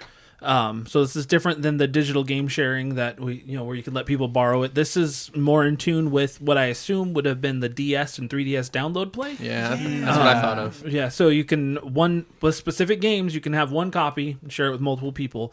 That to me is fantastic. I'm surprised they brought it back. One of the best features on the DS and 3DS was that ability. I don't think Mario Kart will support this by the way they showed it. They didn't show Mario Kart, but in general, when you had one copy of Mario Kart and you had 8 friends there with DSs, you still could all play Mario Kart. I bet you it will work with other Switch 2s. I remember mentioning this earlier today. I don't think it's going to work with Switch 1. Like if somebody has a Switch Lite. I'm pretty sure if you try to share Mario Kart World with like a Switch Lite, it just explodes. It's just done. It's burnt out. No, this is purely between Switch 2s. Mm-hmm. I wish they showed something other than 51 Clubhouse Classics for that. I was like, wow, like of all the games, have you played? I know that Clubhouse I know the game's good. Well okay, said. Well I know the said, game is good. I know the game is good. I want to see something other than pool table, which is pretty easy to share with other screens. It's not even a dog on the game. It's just funny. They were like, man, let's make people buy 51 Clubhouse Classics, a game that came out at least 5 years ago, if not more. During pandemic, that game actually sold really well. Yeah. Scott the Waz went crazy. That and then the Brain Age Academy or Big Brain Academy was another one. I was surprised by that too. I was like, man, there's a couple of random games to have brought back. Not saying they didn't sell well, but nobody talks about them. They weren't exactly the popular choices, but Mario. Hold on, Mario Odyssey was on there as well. Yeah, I wondered about that. Was there a 2-player mode in the Mario little Odyssey? co-op mode? One person could be a hat. Oh, whatever. that's right. It was like Okay. it's like little never kid played co-op, co-op. where you just it's like you give your kid a fake controller basically. Kind of like Super Mario. A fake controller. A TV controller to make them think they're playing Switch with you. You're doing a good job there. It's the little Timmy. brother controller. Yes. No, go away. But yeah, I thought that was a weird game share game too. I don't understand it exactly. I don't know. I was like, that seemed odd. I didn't remember there even being a multiplayer mode. It could imply there's a Nintendo Switch 2 edition of that game coming, maybe. I would hope so. I love that game. I don't know what they'd add. I'm not sure. But Super Mario 3D World makes a lot of sense because that's a great multiplayer game. Yeah, that game's super fun. And I've never played. Bowser's Fury. Never played, but I've heard it's really good. Neither have I. I never bought it. I should buy that game because I love that game on the Wii U. Love it. It's so good. Fun fact: one of the only games I downloaded digitally, and I don't even think I ever booted it up. We're very strange. I don't even know why. Yeah, you're James. Yeah. But I got it there whenever I need it. I got it now for download play. So I love how that's just a good enough reason. You're James. Oh, you're James. I'm really things that don't make sense. Yeah, I'm really surprised that this came back because it really died down during the 3DS time. I don't remember ever doing that for a 3DS game. We did, but probably not crazy. Not as much as DS, but we definitely did. For maybe Mario Kart 7, maybe. Mario Party 3 or DS. Oh, okay. That was a good one too. Yeah. Okay. I just figured because game sizes have gotten so big. How can you a DS game is one thing. And that's here, have 15 megabytes. That takes 30 seconds to, transfer to everyone's system. But how much content from a Switch 2 game or a Switch 1 game can you really share? I don't know how long that'd take. I don't know what the process is. Maybe you connect to the internet. I don't know. Yeah. Yeah. That's an interesting thought, though. I imagine it's got to be local thing, right? Because I can't imagine that's what it was before. It didn't require internet in the past. I can't imagine you trying to do a game stream the thing to another unit or whatever. Then one console sending 4 switches yeah, it sounds like gigabytes, it sounds maybe? laborious. It would be very taxing on the console. If there's going to be any console to do it, it's probably this one from Nintendo. Oh yeah. We'll see. I mean, because we'll see at the next PAX line when we're trying to game share, because that's when we usually do game share. We've done it in the past. DS download play. The 4-hour PAX line. Yeah. Yes. It's in a lot of those. Okay, so then after game share, they talked a little bit more about the hardware. Does anybody want to talk about the hardware? I mean, we will, but does anybody want to take it away from me? Because I'm just going to spout out numbers, because this stuff doesn't mean much to me. That screen, I was not expecting. I was expecting 1080. Oh, well, it is 1080, but the 120 hertz thing, that was crazy. Dude. Well, yeah, 100 FPS, or 120 FPS, up to 120 FPS. Yeah, on what games? How? Does any Metroid other console Prime do this? One. Does any other handheld like alternative do this? Because I don't even know if like the Steam Deck kind of goes up to that. Does it? Anybody here know that? No, I that's don't only think so. 60. This and is- it's lower res. Than this that, has gotta- 900p. There's got to be like a current gen like graphics card thing sort of deal. Like it kind of speaks volumes to the jump that we've made from 2017 to now, where it's like even just getting something to run at 60 on the original Switch was like a labor of much hard work. Yeah. So Yeah, games like Smash Brothers offline could reach it. Like Metroid Prime Remastered reached it. There was games, but like Mario Kart they 8 weren't Deluxe. they weren't 60 frames. plentiful. Yeah. Yeah. For sure. But the screen was 7.9 inches compared to 6.2. Is that what they said? Significantly bigger screen. Sounds right. Yeah. I was surprised that the system's thickness is the same. They Like they're the same. He has not bulked up. They're the same thick. They have the same girth, guys. I'm saying they do. But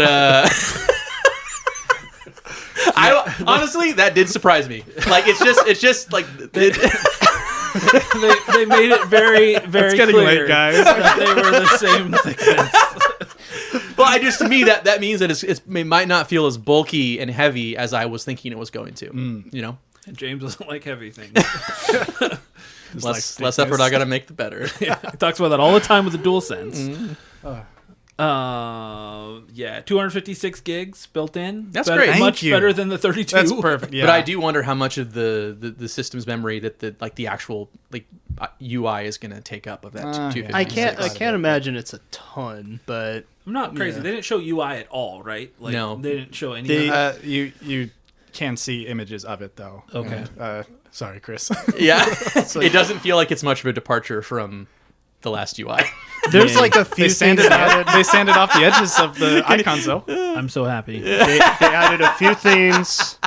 We upgraded the Nintendo eShop to finally work in Windows 8 rather than Windows 95. Chris, but they did not say that black and white are going to be the only system settings. Can I maybe get orange? Maybe you'll get. Oh wow! we can I get so many we can colors. only hope, Chris. There might be even theme settings. Who knows? I'm not getting my hopes up. Yeah, you see like a brief shot of the options when they're talking about like the screen settings. Like off in the side, you can see themes, but it's like Yeah. Is themes it? Can we like on get? Switch one? Is it Fun going Nintendo to actually? is dead. Yeah, is it actually going to be themes though, or is it just going to be light and dark mode?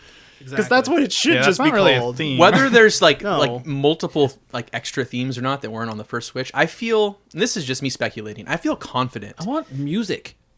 I was Yeah. just going to say, I think Nintendo Music app was one of the reasons that I think it's going to be integrated into the system and you'll be able to play tunes you want on your Switch in the If I background. can do that, I that could at be least wrong. helps. I could be wrong. This is not, I don't think it's that big a stretch to think based on what's happened in the last The year. Switch interface is so boring. I remember for years people were just talking about like when a new game would come out, they'd be like, "Look at the icon," because that's all you had to talk about with the Switch interface. Oh, I remember those days. Yeah, like come on.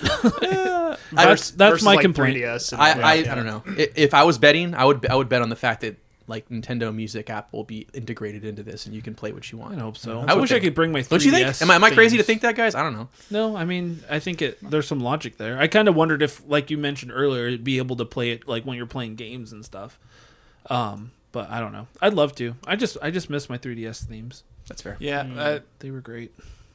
themes would be nice, but I also just appreciated the Switch is like how fast Yeah. it was. Because like going back to like 3DS, it's like it takes so long. I know it's pretty, but like Yeah. I feel like I didn't spend much Take your time, you little sweetheart. I didn't spend No. much time on the Switch's main menu at all, like this whole time, compared to like I felt like I was always looking at the 3DS's main menu for a while because it was either slow or loading, or I didn't have anything to play. Or it was- Switch's games yeah. were so good, I was playing games the whole time. It was a little busy, though I loved it, and the Switch was super simple and intuitive. Like it literally is iPhone to Android difference. I feel like in terms of like the boring. user base. They can throw a PNG in the background though. I'm not saying it's like I Procter like and it. Gamble? I don't like it boring. I just like it fast. They just have a background or a theme, and it's just the slightest like opacity of like Yoshi, just one Yoshi in the background. Themes, light And you mode, just gotta- Yoshi. Can it be Woolly World Yoshi? No, Hey, and then did you guys see get that out of your brain. Be happy didn't with see what that. you got. I'll just hold my big Yoshi amiibo close to I don't know if you guys saw that, if it got drowned in the noise of our excitement. Oh, yeah. There was a when they were talking about, I think, Switch 2 Edition games, Mm-hmm. if you pause the screen on that shot at the very top, there's like the bottom half. It looks like Woolly World, but they didn't announce Woolly World. But it's What? it's not Crafted World, right? There was like So this is interesting because I was doing research on that too, and I was like, wait, huh? Apparently on the other streams, like Nintendo UK and Nintendo Japan, it was Crafted World on there. Oh. But in the US one, it was Woolly World.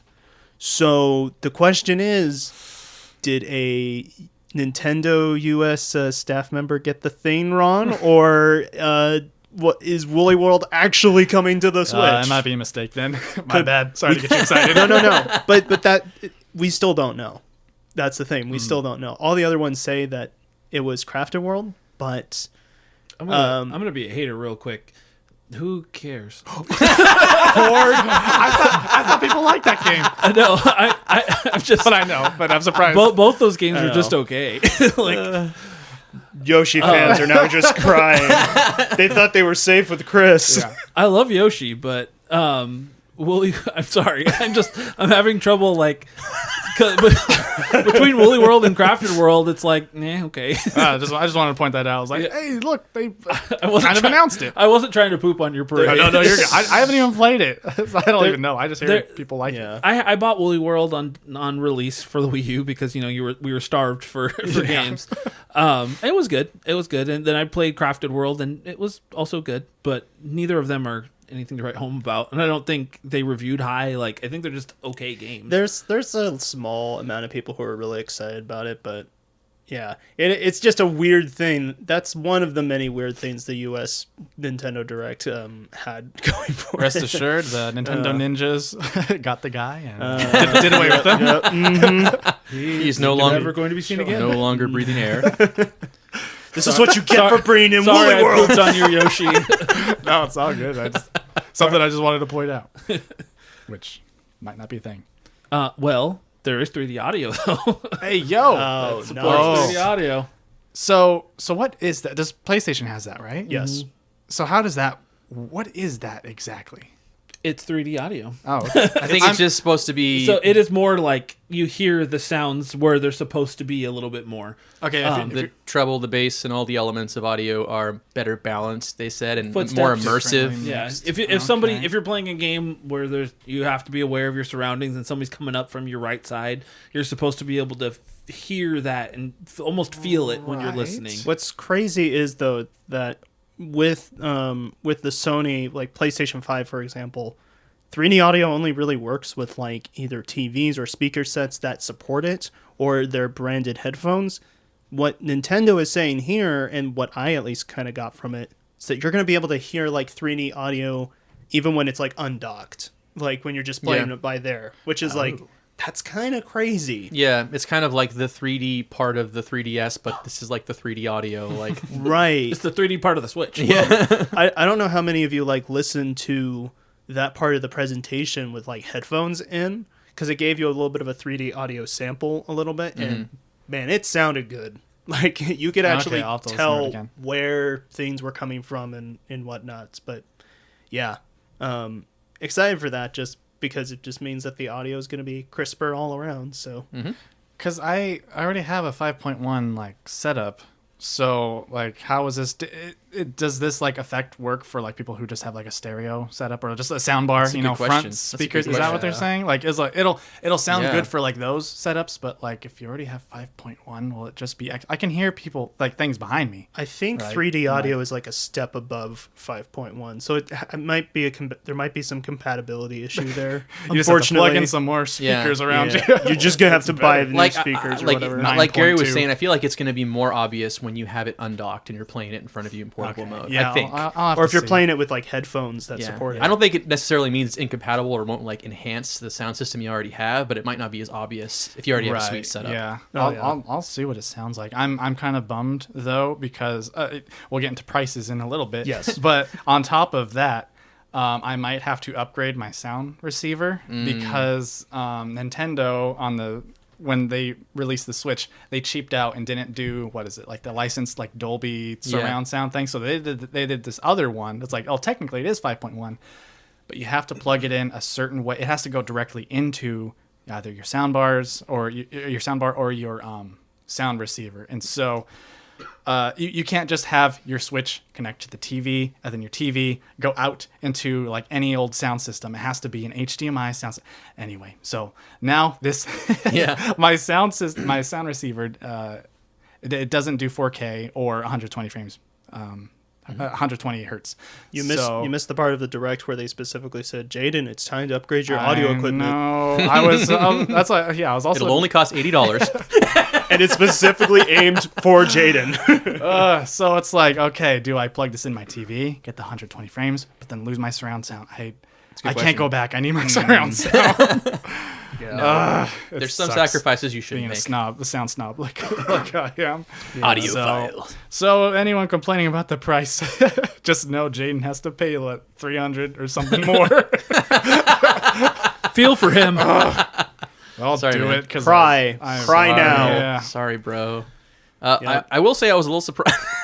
Back to size, but James, we got a one-track mind. they didn't talk a lot. I was a little surprised. I don't feel like they talked a lot or at length about the new Joy-Cons, other than revealing what we already knew, that they were magnetic. But bigger S, L, and SR buttons, which is nice because when you're just using one Joy-Con to play whatever it is, like sometimes they're too small. They really are. They're made for yeah, little the inside buttons. Yeah, they're much bigger now, which is good. And they also said that the analog sticks are larger.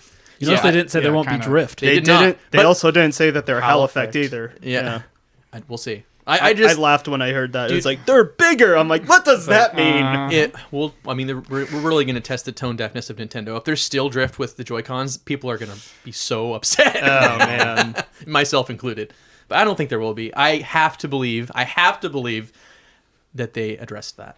yeah. I read an article just talking about the Joy-Cons and the magnetism to attaching them to the Switch, because they made it clear that they won't just fall out. You have to push a button to release the magnetism to take them off. Yep. Yeah. I read an article, or one of the producers, I don't remember which one, of the system, when they were working on the Switch 1, they wanted to do this. They wanted to use magnets instead of the I heard about rails. this. Yeah. And they took it to Iwata to show him, and he was like, he took it, and it was like, nope. Doesn't work because it was too wiggly. Like they didn't have he didn't feel secure enough, and that was like his big, like one of his things. He was like, We no, it weren't has ready to yet. feel secure. Like They just had to go and make the buttons out of metal, and that's how they had to do it. This is what took them 8 years to release the Switch Yeah. 2. we did it. They're ready to go. Well, with like the they tech. said, they said they made a point of saying this is not just a better Switch 2. We built this from the ground up, and some of these features kind of make that seem pretty obvious, honestly. Yes. As of the recording of this podcast, there have been some media folks who have gotten hands-on impressions with the Switch, and from what they have been saying about those Joy-Cons at the Nintendo event over there in New York that people are about to go to at the end of this week, the Nintendo folks were actually encouraging them to try and pry those like Joy-Cons off of it, and without like doing the release latches and everything. And a lot of people were like, yeah, we can't do it. And we were worried that we were actually going to break this in just trying to get these things off. Dang. It's So like if you break it, they're not like they're not like the super strong magnets. Like you're not going to be able to take them off, but they're just enough for the point.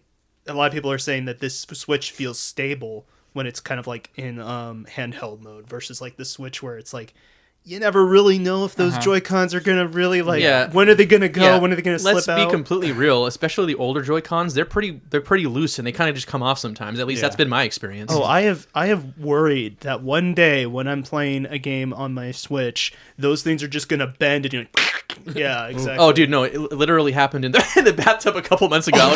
I was playing for some dumb reason. Okay, I would not recommend playing with your Switch in the bathtub. Not that you had to be say. told that. James, please don't buy the camera. Because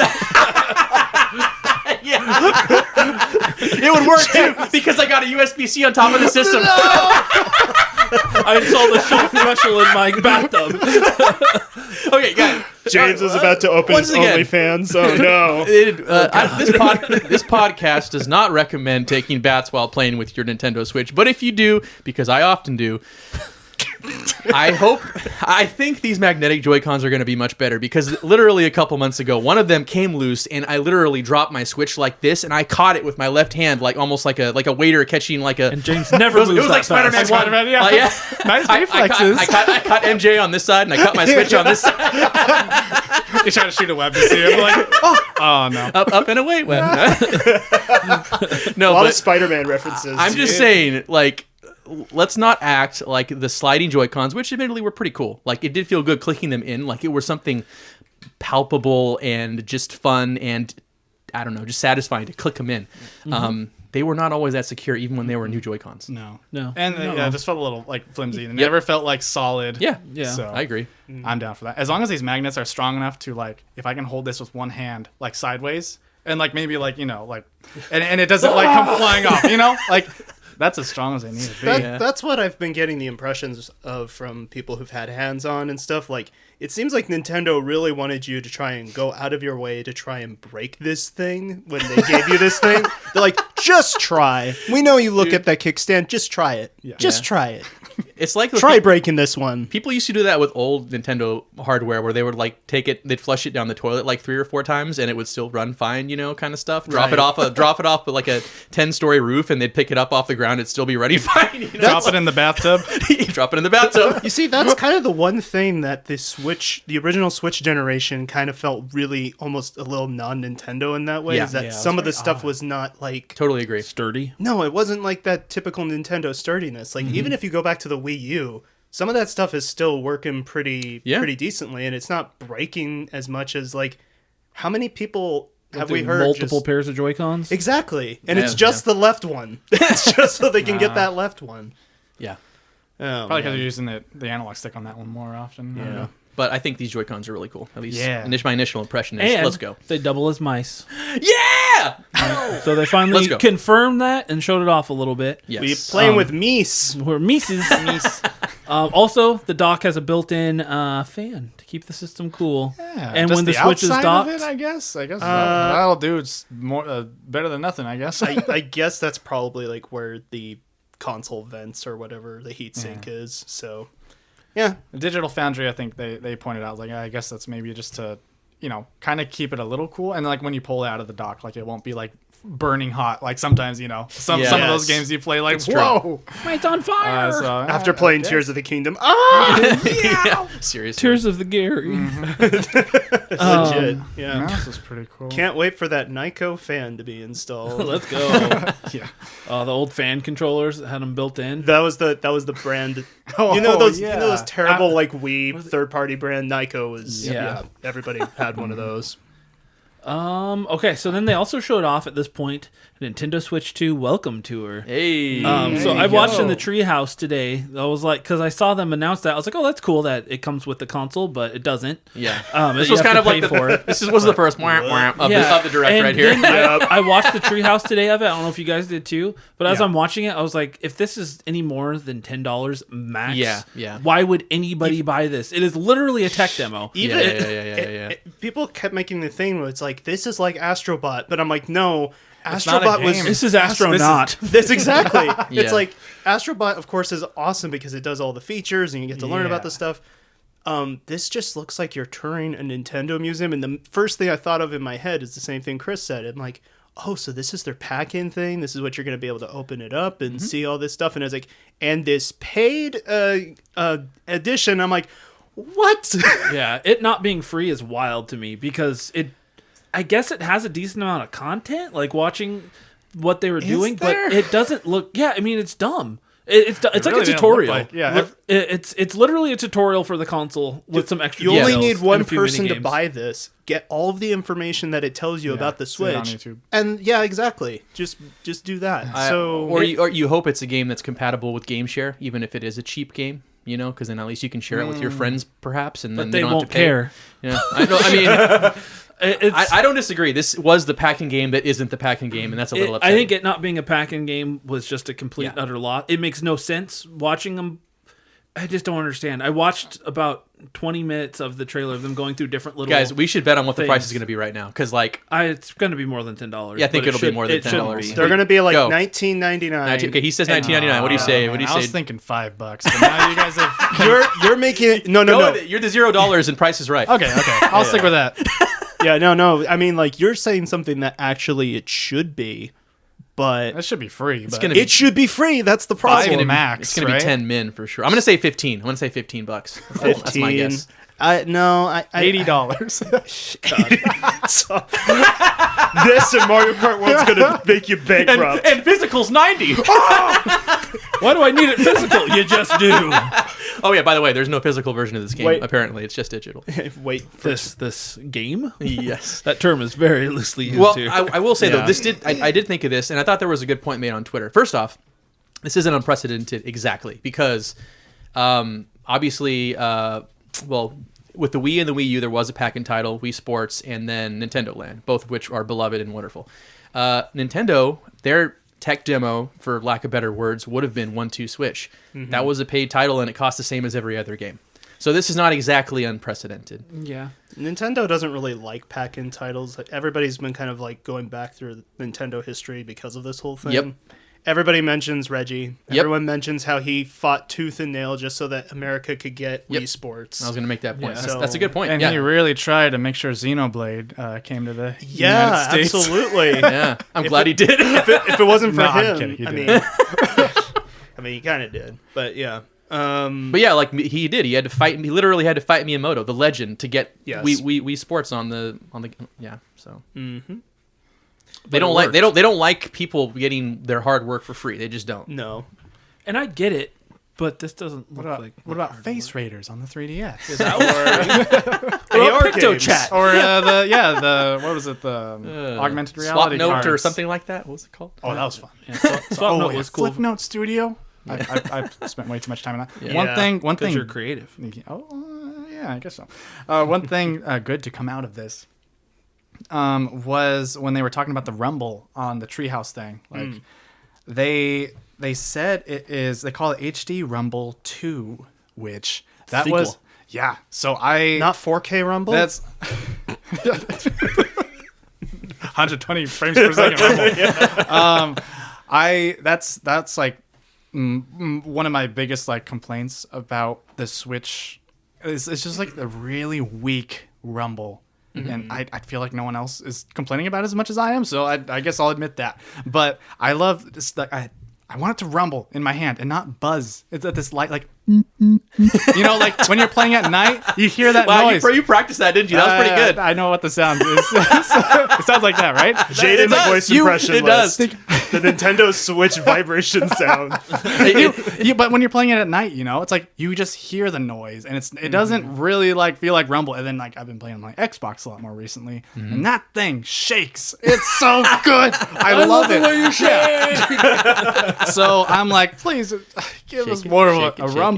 Make it, be rumble. And so sure enough, they say it is more powerful. And I looked at the diagram of the controller and like where the rumble motors are, and I compared that to a dissected Switch 1 Pro controller and Joy-Cons. And sure enough, the rumble motors are quite bigger. They're not as big as like Xbox or like Sony, but like I'm thankful they were improved. That's good. That is So, good news. happy. Who here will buy this if it costs $5? Curious. Only Game? But the the tech demo. I'm not even gonna promise. Like, I may if I feel like I want to play something. This is one of those YouTube lawn play games that you sit and watch. Have you seen? I have enough stuff to play. I don't need to pay to play this. Like, Have you? Oh yeah, for real though. Have you ever shaken a maraca? yeah. Sand? What about with a ball inside of it? No, that I haven't done. Oh, yeah, see, It's just funny. you don't like- know how that feels. You got me. I just thought of something as you were saying that. We're talking about like the HD Balls. Rumble. No, you were talking about the HD Rumble too, and immediately you're talking about maracas. My brain went straight to like Samba de Amigo. Samba. Hey, yeah. You imagine with the HD Rumble 2? Oh yeah. I wonder what the Switch version felt like. That would be I'll have to ask Ben. yeah. We'll have to see. Would you buy it at $5? Yeah, I would. I don't think You're it would feel. a simp. I am a simp. I wouldn't feel good about it necessarily, but no, I mean, I do find it is genuinely funny to see the upsetness on your face, and you're like, this costs something. Dear listeners of the podcast, I watched the. And I don't think it's unwarranted. I feel like a lot of people agree with you. Like this was the first. Like this was obviously the first part in the direct. People are like, they kind of roll their eyes. It wasn't even like, the direct, because I was like, I don't know, that should be free. It was when I watched the Treehouse today, and I was like, this definitely should. Why would I free. pay for this? It just feels like, I don't know. I don't call Nintendo scummy very often, but it feels a little scummy. Because it's literally like, you want to learn how to use the system? Well, give us more money, you dummy. Like, you should have figured it out on your own. So, dear listeners of the podcast, just to let you know, James is going to buy this at like $5 or $20 or whatever. $20? Okay, at $20, I'll probably start feeling like Chris, honestly. Well, he's going to have it regardless. You go to him, you have him share it to you. If so we can game share experience. this, I will be the game sharer. I would love to. I don't know why you'd want to when we could game share something a lot funner than this game looks. I just want you to game share it with me, James, please. I'm maybe I'll see something at some point where I'll be like, okay, that actually looks fun. But as of right now, I haven't seen that. Yeah. So it was a choice by Nintendo here for sure. Yeah, but no hate. If you want to spend your hard-earned money on $5, do it. I can do it. I can handle that. If you want to make an absolute waste of your hard-earned resources, go ahead. What's next? So then they announced the release date for the Switch 2, June 5th. Let's go. So nice and close, which is what we are all hoping. Yes. And then they started talking about the Switch 2 edition of certain Switch games. Mm-hmm. They talked about Mario Party Jamboree getting Switch 2 mode. Breath of the Wild and Tears of the Kingdom are both getting Switch 2 upgrades. Kirby and the Forgotten Land is getting one. Which it's getting like a new story. With a nice story expansion, which that's cool because this was actually a really good game. Yeah. Metroid Prime 4 will have a Switch 2 edition, but I assume the games will be the same. It'll just have its Switch 2 edition. I mean, it'll probably run better on Switch 2. Yeah, with the for sure. Variable refresh rate and all that. And then Pokemon Legends ZA is getting a Switch 2 edition as well. Notice all they said with Legends ZA was enhanced resolution and frames, and it looked a lot better. But it's just funny to contrast that with Metroid Prime, where they're like, this has a quality mode and a performance mode, and they have like all the details provided. 4K 60, 1080p 120. Yes. Docked and undocked. Yeah, These are all the exactly. details of the numbers Yeah. we know for a fact. But they bust out the Game Freak game, and they're just like, It's just better. Enhanced visuals and resolution. I'm still going to buy it. I hate that I'm kind of proud of Pokemon, for seeing a Pokemon game in 3D at 60 frames per second. It's amazing how much better it looked in this direct than it did the direct from last week. It's a night and day difference. It's remarkably different. You did it. Crazy son. You did it. Don't congratulate. It's too soon, Jay. It's not out yet. You're right. You're right. It'll be fun regardless, I'm sure. You get the game and you rip it open. It's Scarlet and Violet 2. Oh no! Yes. That's also getting a patch apparently. I know. That's been like The promised patch. that's been a joke years ago. for years that it The would guy get at something. GameStop today told me that no, it wasn't going to happen. Pokemon Company. That's because you didn't tip him. You didn't give him his. And buy the GPG. That guy does not read websites, or especially official Nintendo websites. He tried to sell Doug Bowser the game insurance, and Doug Bowser wasn't having it, so he didn't give him the inside information. Nope, you get nothing from me. I'm Doug Bowser. But these Switch 2 editions seem like they actually add new content to some extent, like we talked about with Kirby. Actual story content that will be added on. Mario Party Jamboree is adding, looked like some new modes. There's one where you use your head to or your body to move around using the camera to stack Goombas. And it looked like a couple other things too. It seems like very an- iToy, very Nintendo too. It seems like it's an entire another expansion because it's like the Bowser Live whatever thing. Yeah, or something. that one looked pretty cool. Yeah. And like I mentioned earlier too, I do like that Mario Party uses the camera to put your face above the character, so you to watch it a little more live as you're playing the game. So you can Watch watch each all other's your faces a little more live. watch I them mean. cry. Yes. Watch them cry tears of pain as you steal stars Sorry, from I them. beat you again. Yeah. Last See time I all played your- Mario Party Jamboree, we played 4 rounds and I won them all. So you know who you are. Dude. Sorry about that. That sounds like a challenge. It happened. Accepted. Bring me Yeah. I just think Bring me your best. I legit think this was one of the best announcements and outcomes from this direct was getting these Nintendo 2 Switch editions. Perhaps not for price reasons, which we'll talk about later, but How many times will we talk about how we're going to talk if about you prices? haven't played any of these games, Eventually we'll talk. If you haven't played Mario Party Jamboree, if you haven't played Breath of the Wild and Tears of the Kingdom, what are you doing listening to this podcast? You don't exist. What are you doing? You just don't exist. Okay, anyways, if you haven't played What? Forgotten Land, if you haven't played what? What's the question? I haven't played Tears of the Kingdom. Yeah, you have. Yeah, a little bit. You booted it up. I booted it up. I give you credit for that. Do you know who I am? I'm Chris. Do I will. you still have it? No, I sold Oh, it. okay. Well, there you go. It was still. It You was worth traded too. it in. It was worth too much. Oh and I my wasn't god, playing it. that game is so good. Anyways, But now I can buy the Switch 2 we version. we have a whole episode dedicated to Tears of the Kingdom and its greatness. Go and back. I was forced to be there. Yes, you were. It was fun. But the point I'm getting at here is if you haven't played any of these games, these are all effectively like Switch 2 launch window games, basically. You know, they have a version that's... Yeah, the Zeldas are going to be day of. Yeah, for sure. no, especially Metroid Prime 4 and Pokemon Legends ZA. Those are effectively Well, we don't- Nintendo Switch 2 games, essentially. Yeah, maybe And- not launch day games. Yeah, but yeah, launch window, right? Yeah, like yeah. In the same way that like Breath of the Wild was a Nintendo Switch launch, even though it was also on the Wii U. Wii U. Yeah. Like if you haven't played any of these games, and you for sure haven't played two of them, these are basically brand new games that are Nintendo Switch 2 games, and that is great. That is Yeah. wonderful. And on the price, like I feel, $10 for certain the boosts. visual upgrades. Yeah, it's like okay, thank you. Like that's, Yeah. Let's just that's talk- like let's just talk PS4, about price. PS5. Okay, sure. Just generally speaking, okay. Yeah, because we just keep bringing it up, and it's like It's the sort of Damocles holding Yeah. over this entire direct. It's the elephant in the room. I think I'll just get it out of the way though. But I think the performance upgrades for $10, that sounds pretty good. Like that's like what PS4 to PS5. yeah. I don't think that's unfair. They put work into it. That sounds fair. And then like what the Kirby thing or like Mario Party when it's like extra content on top of that. It's like like an that being expansion $20. pack. for sure. Okay, that's fair. Okay, let's get into the price thing. I'm totally fine with that. So if you haven't heard, I'd be surprised because I don't know how you could live and not have heard about this yet. But the Switch games, we'll use Mario Kart as an example. It's going to launch at $70 digitally. Am I correct? And $80 physically. 80. $80 digitally. 80 digitally. And $90 physically. 80. That was the rumor, but that was a little bit of misinformation. That's Europe, On yeah. the, Okay. Yeah. So they're the same price. 80 Same price. digital and physical. $80. It sounds like it depends on the region that you're in. I always think it's funny whenever I look at that website and I see Mario Kart World's price and it's got 3 asterisks next to it. It's like Nintendo knows that this is not normal, and yeah. And they already tested the water a little bit because Tears of the Kingdom was a $70 game. I mean, that was the only game that launched on Switch that I know about that was that high.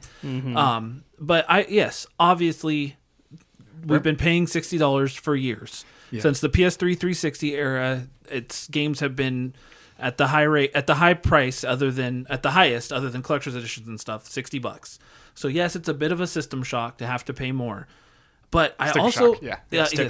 Sticker shock. for sure. But I also System shock? It's just shocking. Don't play your Switch 2 in the bathtub. yeah, learn from James. I have never been zapped in the bathtub at all playing my Switch, even when I drop my Joy-Cons in. We know Not that yet. because he's still here.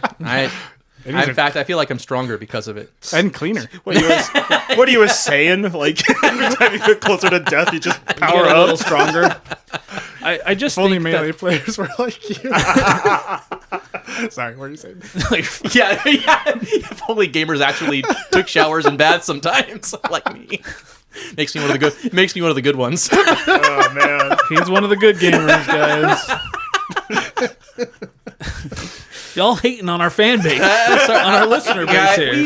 we know you care about cleanliness and Okay, this is not about cleanliness. If you don't, you know that too.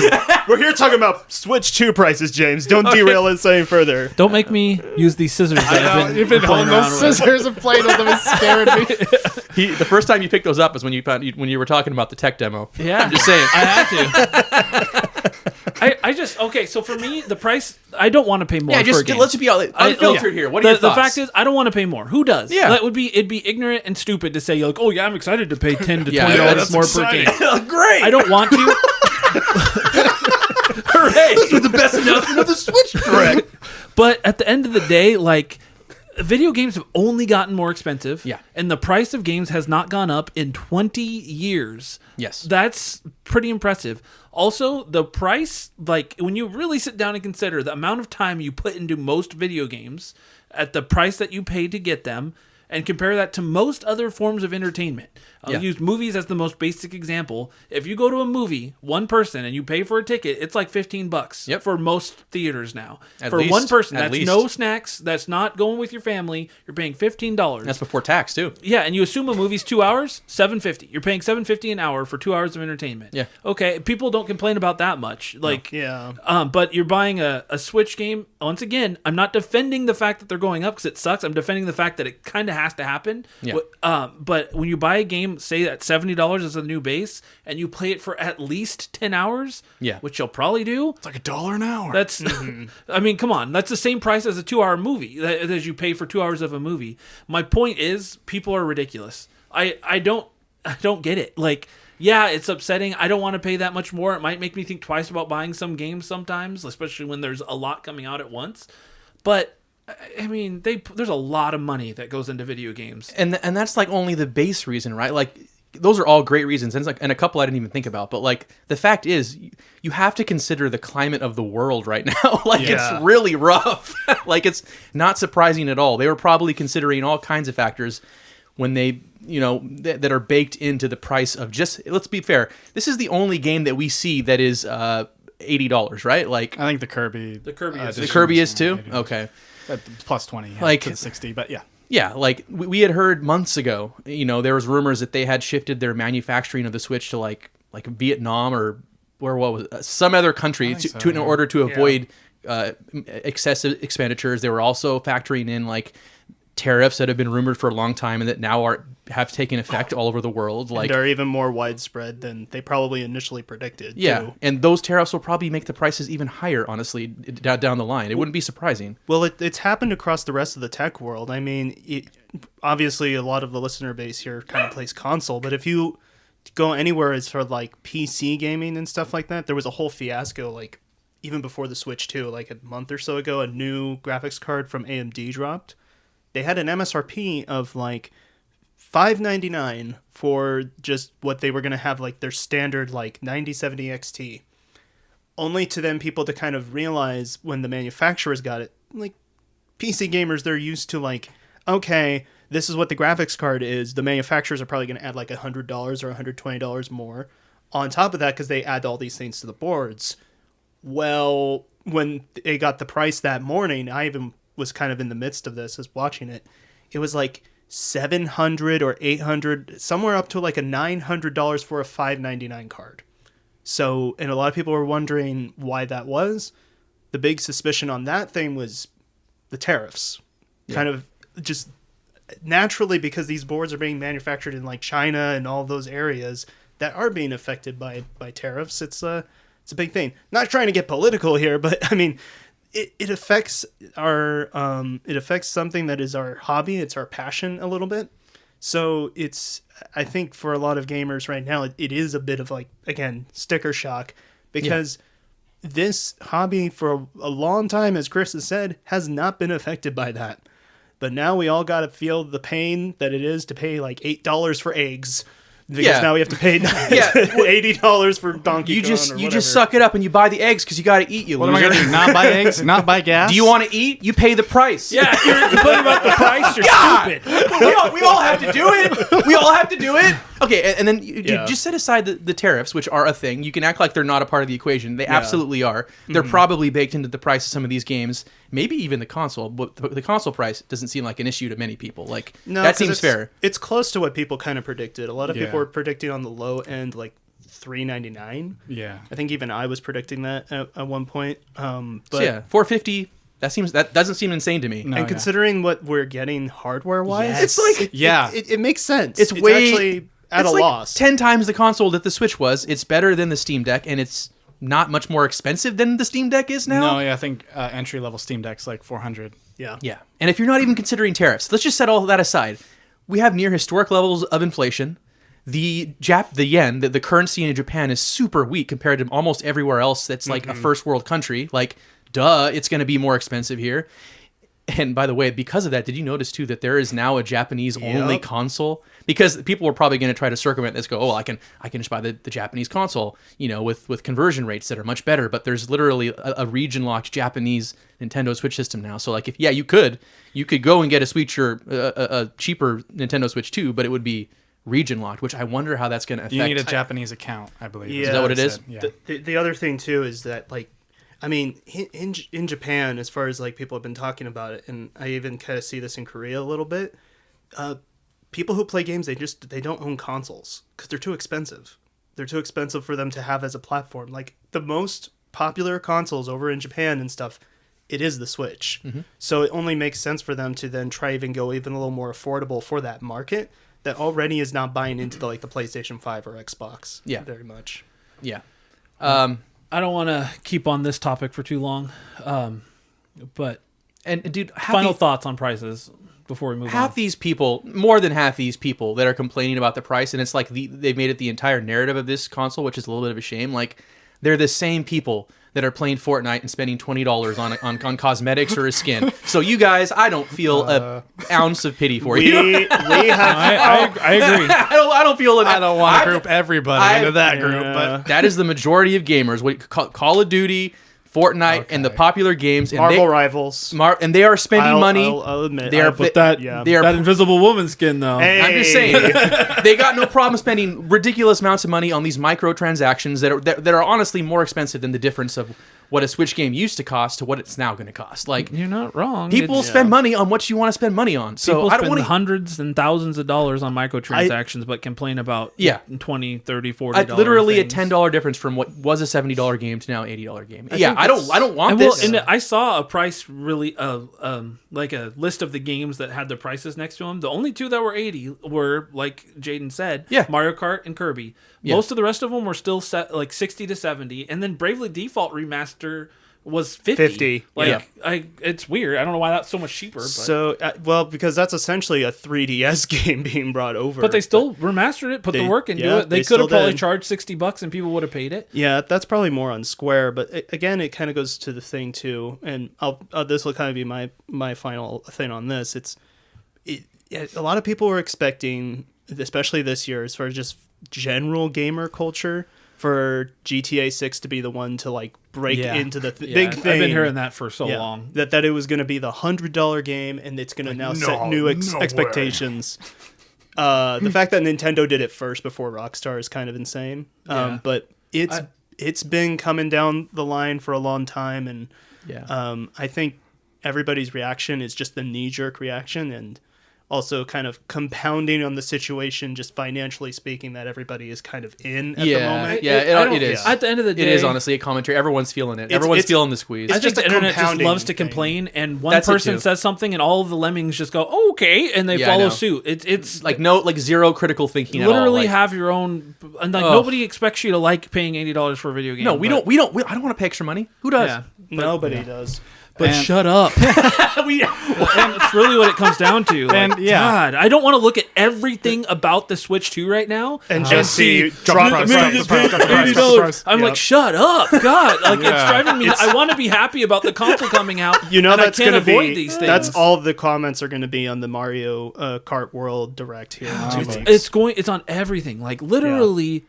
Shut up. It's like it's the most volatile we'll ever be on this podcast. I do not want to be. It's upsetting. But I think Jaiden has something he wants to say. I was gonna say, obviously, you don't have to get it. Yeah, no one's making you pay this money. Nintendo's not holding a gun to your head. Correct. If you want this thing, save up some money, I guess. But I'm saying, want this thing, don't be poor. But they're like, no, it's like, just oh make my money, goodness, lol. Can you believe this? It's $450 plus a game plus this. You know how much that is? Like, have you ever bought a brand new console in your life? Cry me a river. Did you know what the PS5's launch was, bro? People were getting like $1,200 at that launch. And let's say Mario Kart was $70. Right? You're already paying like $500, and $10 is going to push you over. Like, oh no, this is outrageous! Like that was $520. Was just $10. If $10 is going to push you over, you really need to rethink about actually just being an early adopter to this console. Like, if you need that $10, go use that $10 somewhere else. Okay, I mean. Legit. And then, with the whole confusion of like, oh, I'm seeing $90. It's Mario Kart's $90. The misinformation is so upsetting to me. I was like, no, guys. I even saw this one comment I read. It was like, oh, I can't believe I'm done. $90 video games? No. And then someone's like, no, actually, it's $80. And then the person replies like, well, 80 is pretty much $90 after tax. And I just closed Reddit. I'm like, I can't do this. Well, I mean, he's not wrong, but yeah, the $70 is $80 after tax. When does it stop? The $70 game you would have been okay with would be $80 after tax. So Yes. let's just stop playing these dumb games, man. I was just like, at that point, I was like, okay, you know what? Like, yeah, some of these people. I just feel like I can connect even more now to my millennial friends for paying like almost $80 for a game that is considered a flagship title. I don't know what you mean. What are you referring to? I'm referring to the SNES era. Oh, Yeah. We show those ads like from like Toys R Us where like $60 games on the N64 at least, and other. And it was, and again, you look at that and honestly it mirrors today. Like the games were varying depending on the title, depending on the system. Our parents paid those prices for the games that we were playing. Killer Instinct Gold was like $75. And it's a bad game. Yes, that's a problem. Honestly, we've just been spoiled like the last one when it comes to pricing. And I'm not even saying not every game we've ever bought was worth $60. Like we've spent money on things that suck sometimes. I'm not rationalizing away that things are expensive.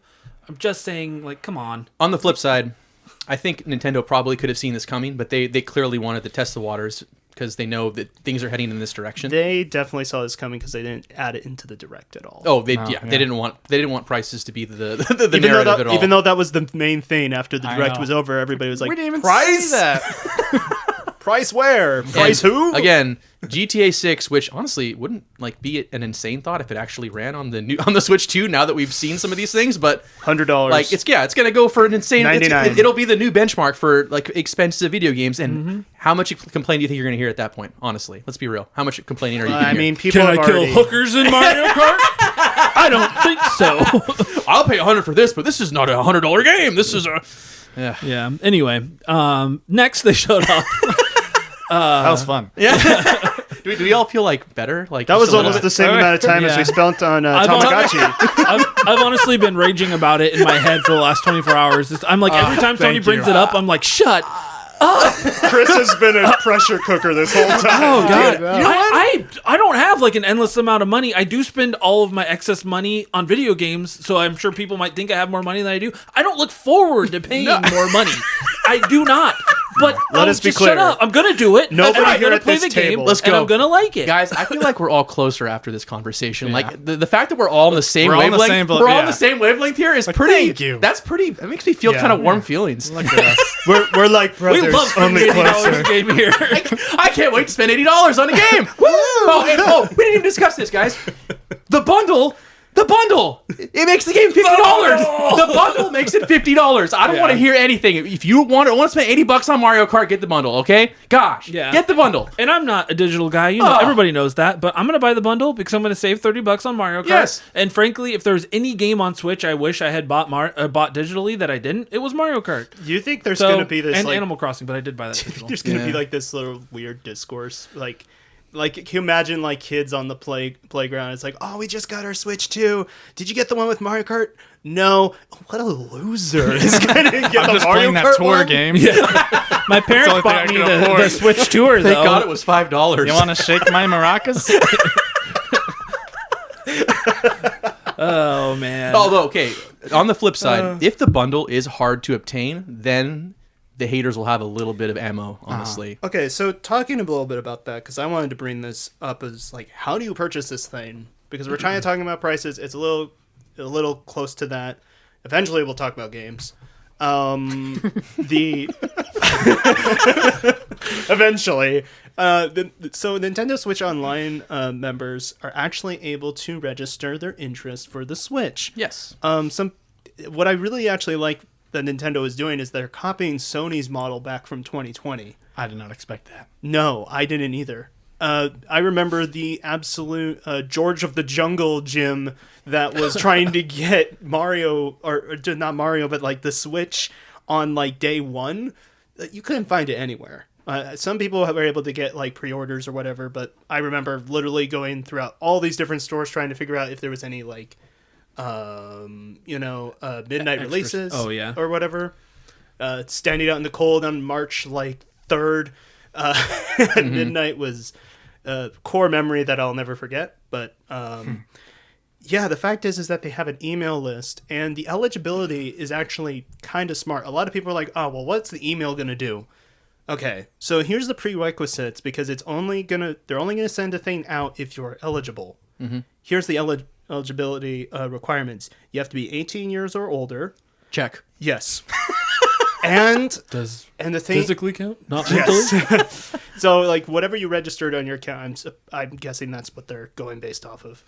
And they are also saying that obviously you have to be an NSO member. Check. And you have to have at least 50 hours or more played as of April 2nd, 2025 Check. on this Switch. I'm out. I'm just kidding. Obviously. Which it's like, yeah, anybody who actually plays this console and who are like subscribed to the Nintendo Switch online service, they already fall into that. What this is supposed to kind of do, this is what Nintendo's trying to hopefully get scalpers off of their site from doing bots. Yeah. Because you cannot fake Nintendo Switch online like player activity, and there's no way these people would have actually even known that this would be the stipulation to even get that interest before April 2nd. So I love that they actually said it's like when it was announced, these are the prerequisites, and if you don't meet them, you're not going to get that was awesome. eligible. Yeah.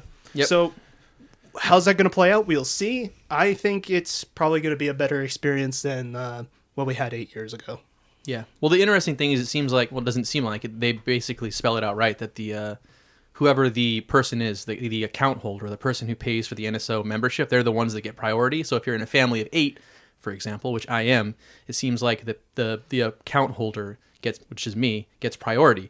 Everyone else though can also submit their email address. So what's going to be interesting is going to see, do they also have a good shot or not? And I hope so. Yeah. Well, we'll see about that. But it also says that the link is only open for 3 days, so people can't like just like try to spam the link or whatever. So there is a time limit on it, but the fact that they're doing anything, because Nintendo did absolutely dirt when it came to the Switch 1 and launch. So. It's much respected too, and you did have to log into your My Nintendo account to submit your interest. Yes. So it's like you said, like even if you're not the account holder, they can see probably your play activity and all the stuff that were other eligible requirements that you would hope set like a priority of who gets access to it. So I feel really bad for people who just bought a Nintendo Switch, got their NSO, and have only played about 20 hours of it. Yeah, Sorry, you're gonna have to go to a Best Buy line. that's kind of rough. If they just bought a Switch 8 years into its life, I feel really bad. They'll probably get a Switch 2 like just as 9 years later. Yeah.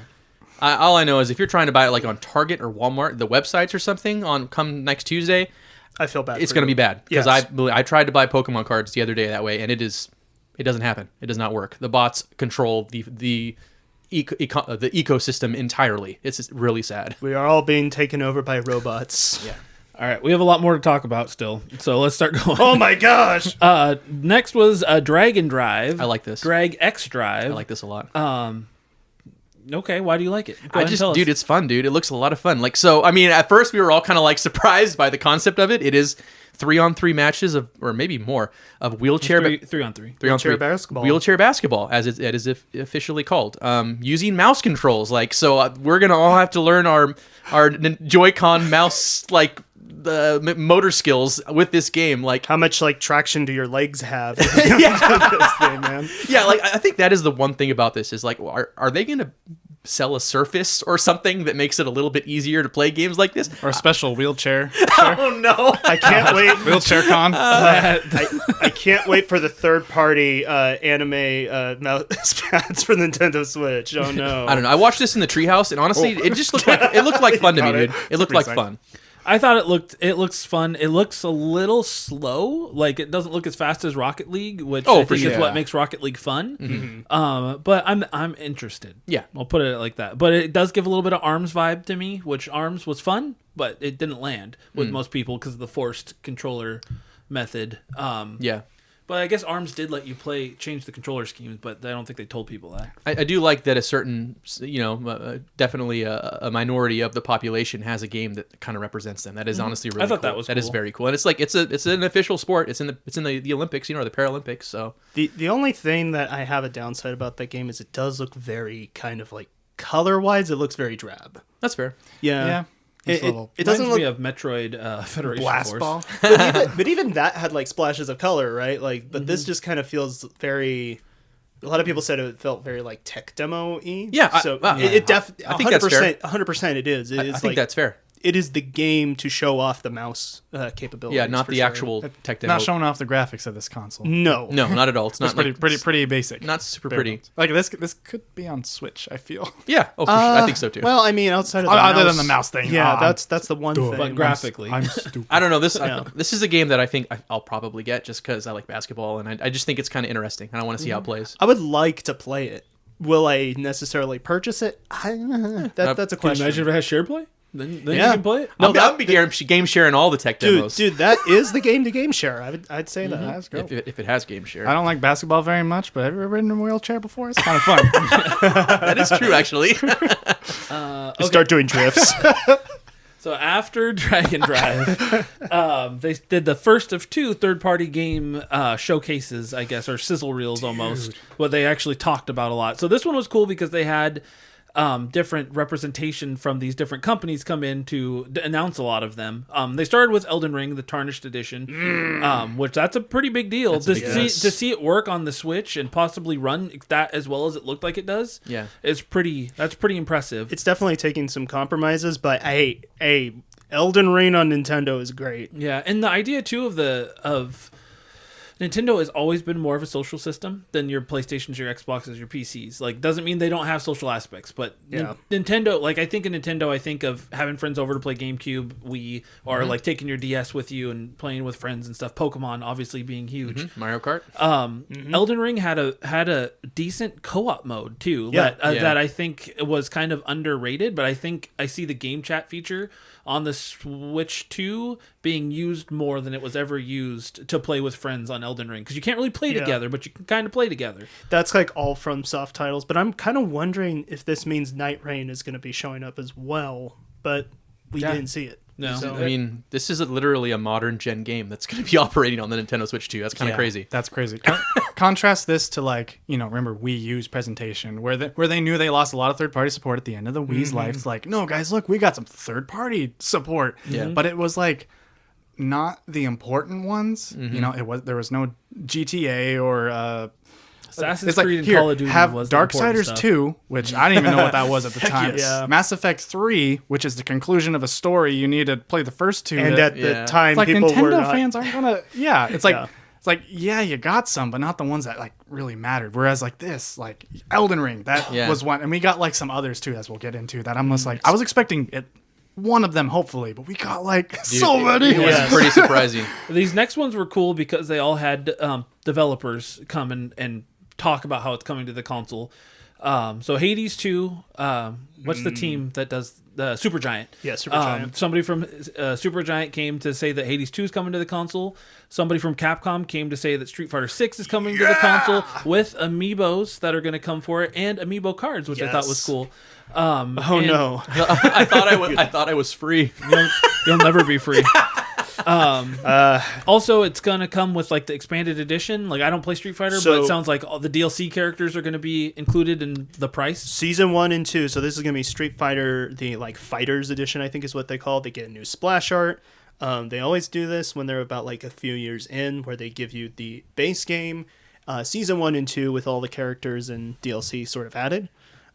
Which is kind of strange that they didn't add the character that they still haven't entirely shown off for the end of Season 2 if they're already going to sell it in a package, but oh well. Yeah, I'm really excited. I just want to roll up and start playing Street Fighter with some friends who are probably not ready for that. But anyway. And it said I'm it excited. has local co-op. They didn't say it had shared, whatever it's called, So game share. yeah, but- it has game share. So I mean, local co-op. There's also some like really weird like Joy-Con control scheme they kind of showed for it. I'll probably get it, and the fact that it's at launch, I am excited. It is at launch. It's at launch. Nice. June, So are the June amiibos 5th. too, which is crazy. I'm gonna lose so much money. Oh god. Take it back. The prices. Oh no. You know how much a console plus a game plus 3 amiibos plus a whole set of 22 amiibo cards plus a camera plus Well, if somebody was gonna know, Two cameras. or the amiibos. One for the- You don't have to do this. You didn't have to buy the console, you idiot. why are you into this hobby? Leave now while you still can. It's too late for him.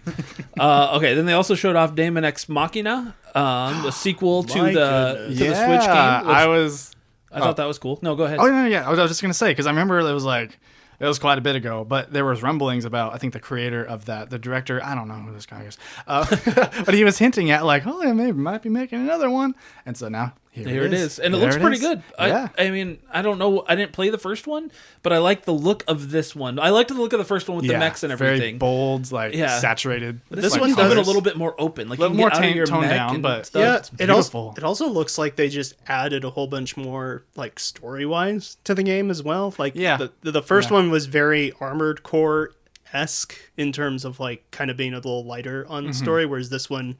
I remember there was some people even reacting, being like, "Is this a Monolith soft game or something like that?" Like it kind of gave that vibe. Hey, that's So, a compliment. That's yeah. pretty cool. I wonder if this will affect the price of the original one on Switch. I think it probably will, because I don't even think a We'll lot of people see. knew it existed. Daemon X Machina was not like a very like, as far as I know, it wasn't like a huge seller, but it sold enough to Got decent reviews. yeah, Yeah. at least enough to get a sequel.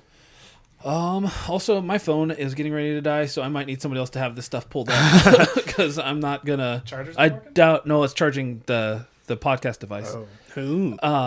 All right, so then they showed off Split Fiction, which I thought was cool. That's a perfect Nintendo game. It should be on the Switch. Which, for those that don't know, it's made by the same guy that did It Takes Two, A Way Out, and Brothers. So he really likes the co-op gameplay. So this game has the local co-op, and it's also got a free 2-player mode that anybody can download when they anybody can download the free mode to play 2 players with somebody who has the game. He kept it PG. He didn't say F the Oscars. Yeah, he went off at the Game Awards a few Yeah. years ago, and it was pretty hilarious, but definitely uncalled for. So that's cool that's coming to the Switch 2. Hogwarts Legacy's coming to the Switch 2. Hitman World of Assassination.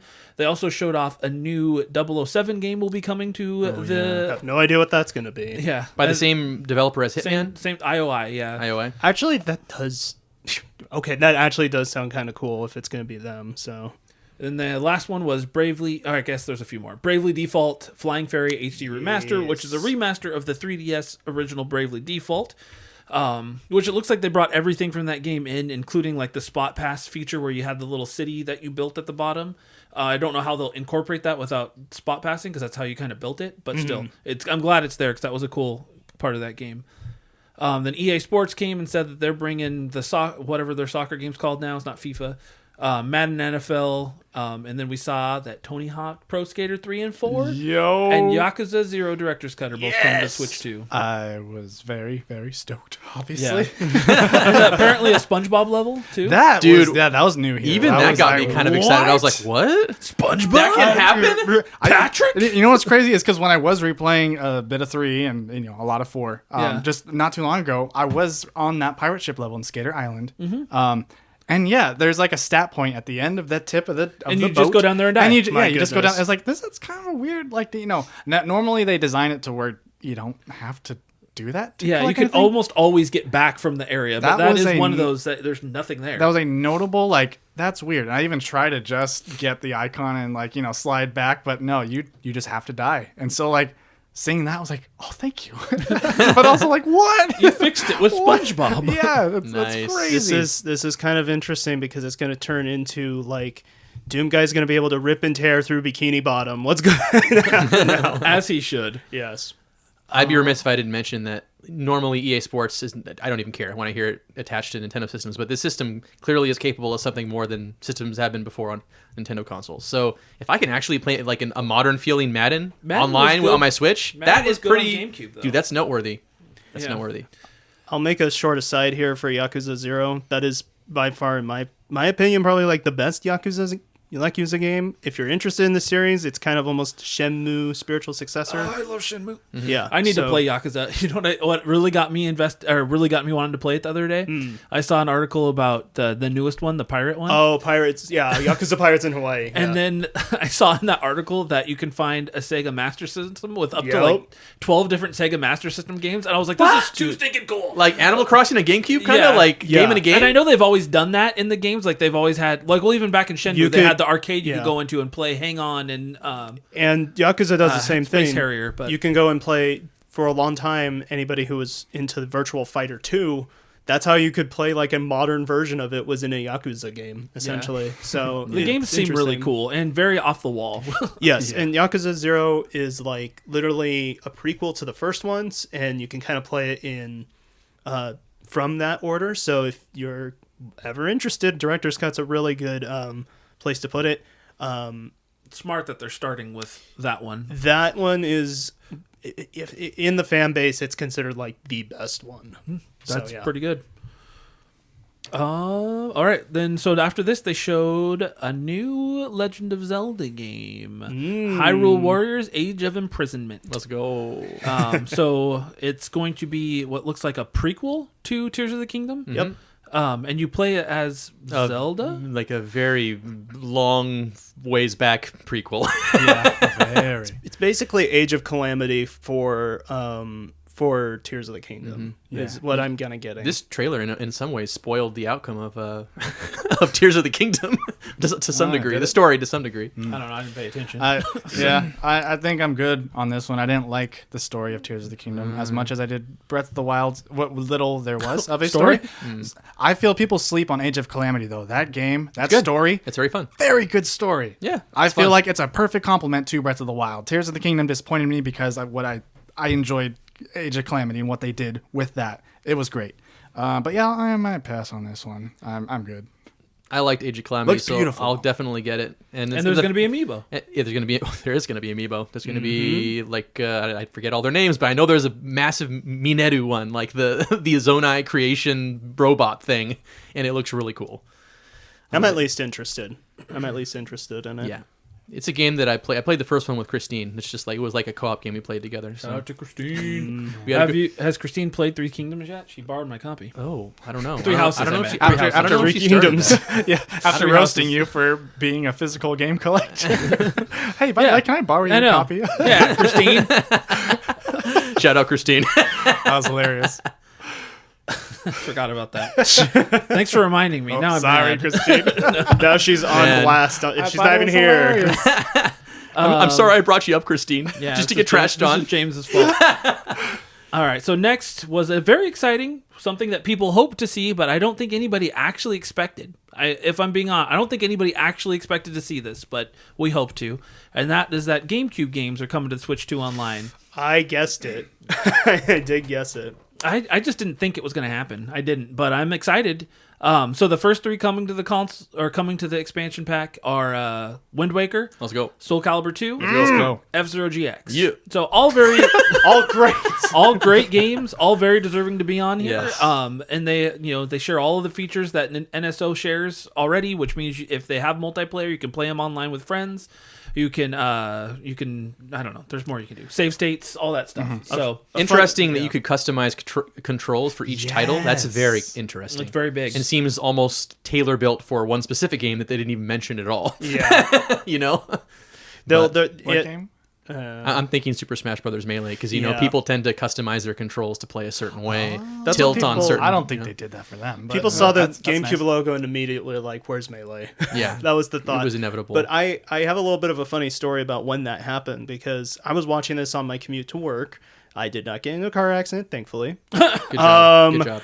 I ended up at a light rail station and just kind of sitting in my car at this point. And there's like people like walking around and stuff, and I'm just like here on my phone, and they go GameCube, and I'm just like freaking out in my car. I'm like, I must look like an absolute insane person, especially when like Soul Calibur 2 came on. I was like looking around, being like really self-conscious, like, Stop looking at me! yeah, please. I'm so happy. Nice. Yeah. And they showed off some other games that are coming. I didn't write them down, Oh but my goodness. notably Pokemon Coliseum and Gale of Yes. Darkness are both coming. what else? Sunshine was on there, I believe. Mario Strikers. Strikers is Robo. on there. Chibi Robo, which is huge. That game is crazy expensive. The fact that they even mentioned Chibi Robo in 2025 is just insane. So it's just very cool. And on top of that, they are going to be releasing a GameCube controller through the Nintendo Store. I'm Which gonna get multiple of those. Do you know how much that'll cost, bro? Plus this and plus that, plus a game, plus the camera. plus the camera, plus the tech demo. It's gonna be $40. so much money. Which you have to buy. James is going to have to put out another mortgage. Sorry, you're not complaining. I should have talked about you But about this first. But. This should be noted. We basically have a Wavebird now. They announced a second Wavebird on this direct. That's so sick. That probably still has Rumble in it. Yeah, And isn't like super fat for some reason. and like it has a Gamecast button on it. It has a C button, so like it's also yes, it has all it's the buttons. modern gen. Because a ZL hasn't finally added the other button on the Dude. left. I am questioning, though, are we going to be able to... hook up our GameCube adapter to the Switch 2 dock?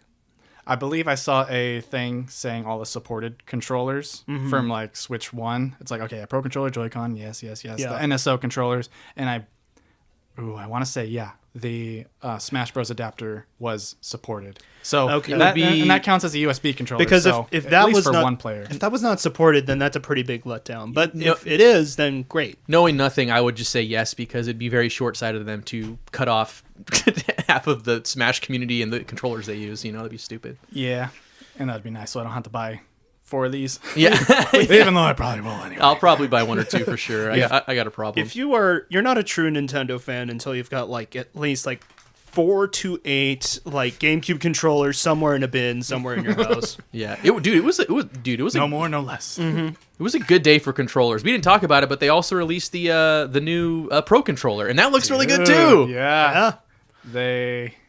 Well, I thought I had something to say about it. I forgot. They got back pedals. I already talked about Dude, Rumble. it has back pedals. It's literally like an Elite Pro, an Elite controller. Like Somebody said it was a reverse DualSense, just because of the color design. No, Hey, Jimmy, that's a good see thing that. for you. yeah, wait, reverse. reverse. So it's not like it. Not at all. Exact opposite. I hope This I hate massages. the way it feels in my hand, so I can complain about it every day.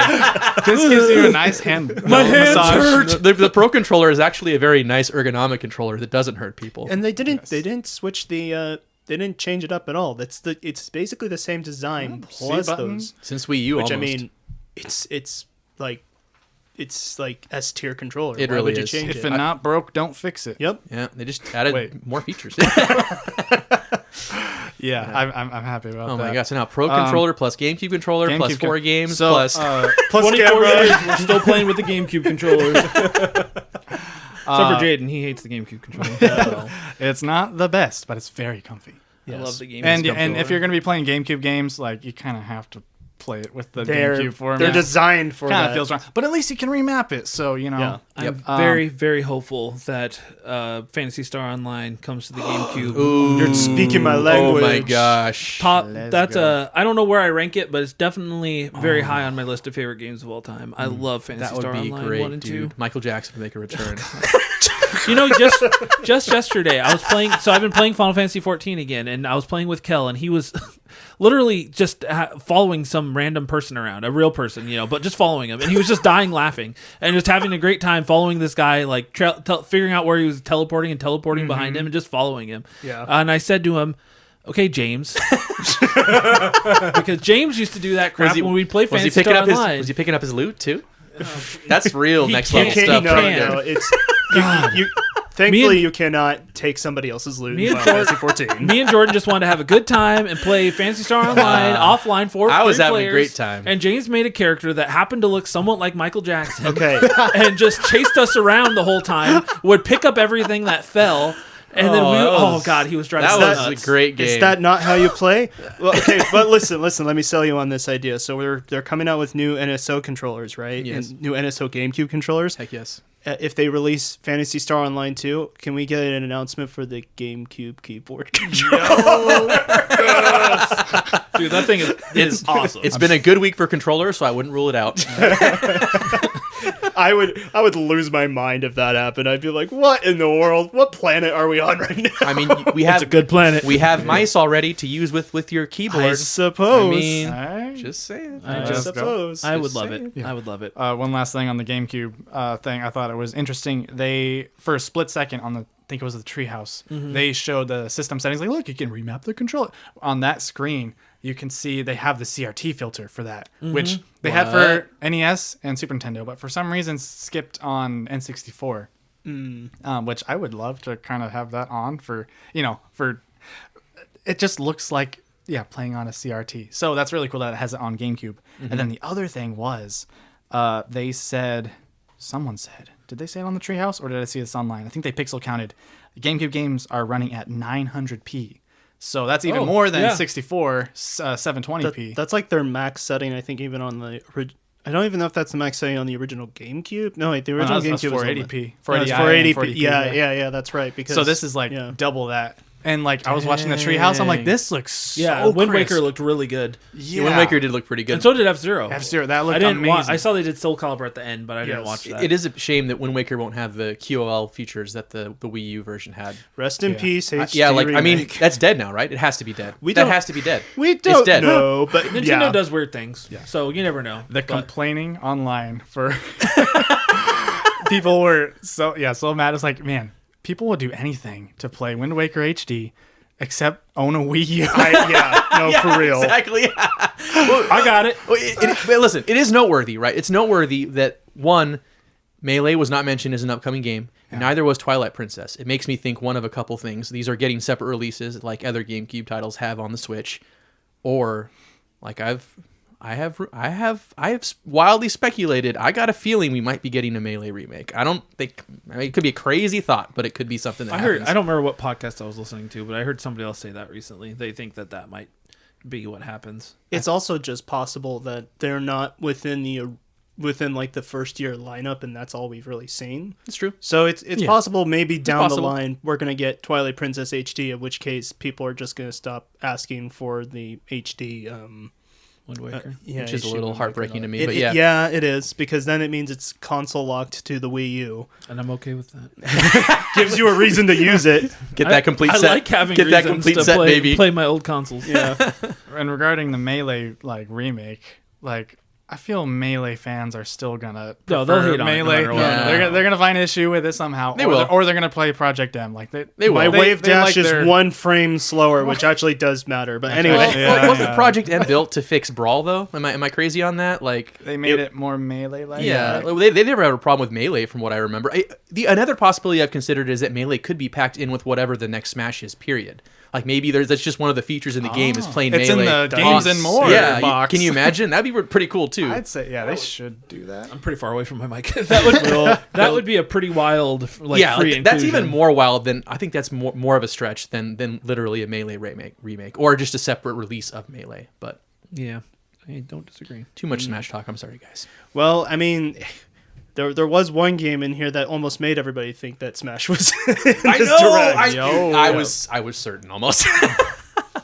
It was going to be one of two things, and it was the other thing. So, I love how it was like it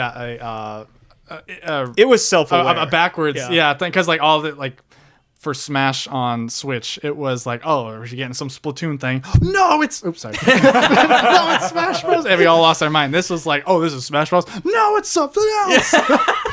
Once again, Yeah. and awesome. just as exciting. The it's like directed by, and then you just saw Oh, those you four knew. colors. You're like, Yeah. The You man, knew. let's go. Daddy Sakurai. We are really just fast forwarding to the end and skipping like half of the games. that Yeah, we just guys, talked Kirby about. Air Ride is coming back. Kirby Air Riders. Kirby Air Rider. Right. Done by Riders. Sakurai. This is the we can go out of Aliens order. We can go out of order here. Alien. Yeah. Yeah, I mean, that's pretty cool. And apparently copies of Kirby Air Ride on eBay started going immediately and started going up in price. What console is that on? GameCube.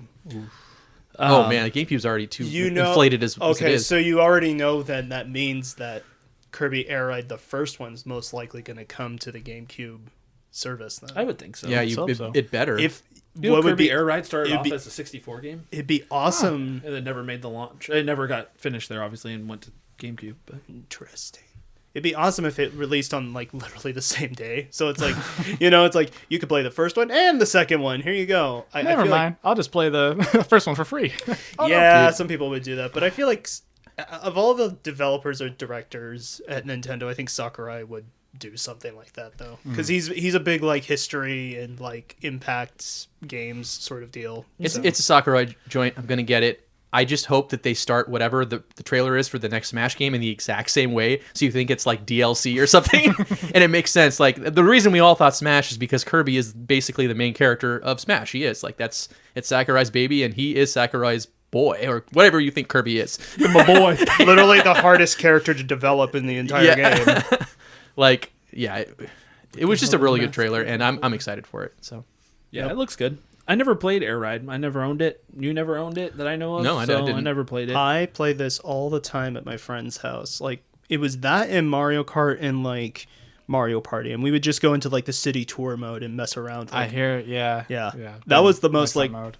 that was, like, probably, like, the most, like, memorable thing. It's, like, if there was ever, like, a Nintendo fan's GTA, it was Kirby Air Ride. Just messing around in that little world and doing all that stuff. I'm looking forward to it. I'm glad they're bringing it back. I'm always okay with them with any developer bringing back older series, because there's going to be fans that'll be happy to see it, and it'll bring new people in. Somebody also mentioned, I think the last Kirby game that Sakurai actually worked on was Kirby Air Ride. Oh. So this is kind of an interesting return to form for him, him to actually like go ahead and do something with a series that he kind of helped to start. Yeah, I did not know that. All right, so the next thing they went into is another third-party sizzle reel of sorts, where they showed off more third-party games coming to the console. What is going on? My phone's just... I managed to plug it in right at 1%. So, oh, no. I got. But now it's going slow. I'm almost there again. Okay. This is where they went into. They showed off Deltarune Chapters 3 and 4. Yep. So basically all of it is coming to the Switch too, but 3 and 4 will be... I mean, that's on launch day. Launch day. I know. That's a big deal. I think I'm gonna get. I I think I'm finally gonna play it. these. Like, Borderlands 4. That's pretty big because that game's gonna be pretty intensive, I would think. I feel like the one person who is super excited for that is actually Randy Pitchford himself. Yeah. Civilization 7. This one's cool to me because it uses the mouse support, and this is the exact kind of game that I hope we see a little bit more of. Which is the RTS, real-time strategy type games. I hope we see a little bit more of this with the Switch having this mouse support. I'd love to have StarCraft on the Switch. I think that would be freaking amazing. Not to play online because I'll get destroyed, but just for the heck of it, to play with friends and stuff. Cute. Jimmy, Pikmin with mouse control. Oh, I was on the tip of my tongue, man. Yeah, like it's. I'm not gonna say it's too bad because Pikmin 4, by all accounts, is amazing. I haven't played it yet, but. You haven't played it yet? I haven't played it yet. I just get distracted, man. This is the best pick. This is the ultimate pick. Disgusting to me. Hannah played it and absolutely loves it. So, so he watched it be played. Yeah. That's the thing. We only buy one game, and she got the screen because she's the queen Pikmin in the house. So like I had to Pikmin. I get second priority, which is okay. But yeah, like should always be mouse control for Pikmin. Just going back to Smash, I hope that Pikmin is like has like mouse controls in Smash, like the fighter himself, because that would be very interesting. Oh no, Smash Bros is going to have inputs for all the characters, and they're all going to be mouse based. God, that would be that's going to be Sakurai showing off the new fighters. He's going to be fighting with dual So mice. do you remember how we did Ryu, Terry, and Kazuya? Well, you got to do that with everybody now. He's playing like 8 players with himself, and one between each finger. Continuing to prove why he is the god. Carpal tunnel syndrome like simulator right there. Oh man. All right, so they also showed off WWE 2K and NBA 2K coming to the Switch too. Nice. Survival Kids is coming back, which is pretty wild. Which it's been a while since there's been a Survival Kids game, but notably one of the most expensive Game Boy Color games. Really? Yeah. Oh, that's that series. Yeah, and I think it's also branched off of the Lost in Blue series too. I'm not positive about that, but I know that there was the Game Boy Color game. And Survival Kids will be forever infamous with this direct because that's when that's all we saw. That's when it froze. It's ingrained in my brain. Unless you're watching Nintendo Japan's thing that had apparently English subtitles on it. Yeah, I watched the UK one when I rewatched the direct just so I didn't have to worry about that because I read that it didn't have the issue. Oh my gosh! Like everybody thought it was their internet at first, right? Yeah, everybody. I definitely did. Oh man! I was like, "What's happening?" So then Enter the Gungeon 2 is coming to the Switch too, which cool. that is awesome. I love Enter the Gungeon, probably my favorite. It looks good. Roguelite game. Cyberpunk 2077, which I feel like that's huge because that game is extremely intensive. Yeah. It takes a lot out of the consoles it runs on. It's like the PC gamer's favorite benchmark game, essentially. Yeah. Ultimate Edition and a launch day game. Yeah, I think that's pretty big. That's crazy. You can really like tell the power of this new console. This leap, which was bigger than I thought it would be. Yeah. Because remember, it was like Xbox One and PS4 versions of Cyberpunk were like pulled from the stores because they were so bad. Like they were so. But if this runs, If it decent runs. enough, and it's a launch They've title, done CD Projekt Red's done a lot to already fix the issues that it initially had. So it's going to be interesting to see it like run natively on the Switch and also be able to put in the stuff like with Phantom Liberty and stuff like that. It's like, okay, wow, yeah, like It's a what big you said. deal. It's huge. And the last one they showed was in this reel, I guess, was the one that I hope everybody buys now. I'll buy Yes. it. I'll buy it for you, Chris. Final Fantasy VII Remake Intergrade. I won't buy it for you. I'll buy it for you for me to play. I do not believe you. I'll believe you when I see it. I was so upset that we were just watching Survival Kids the entire time when this was announced. Honestly, man. that is pretty sad. I didn't Yeah. consider that at all. Naoki Hamaguchi on a Nintendo Direct. I heard his voice and I was like, oh my gosh. And I heard that theme. I wanted to cry. Yeah, I man. actually wanted to cry. I will be buying it again. I will be playing it again. Did they say when the release Yeah. date is, or is it a release window? So they I did not. didn't see a date. They did not see a date, but this kind of coincides with some rumors that Square had been having like within the last year. It's no small secret that Final Fantasy VII Rebirth did not sell well on the PlayStation 5, or not as well as they would have hoped. Still sold good. But It's still not like as 2 well, million. so. 2 million copies is not anything to sneeze at, but it's not what Square was thinking. I just got what you said.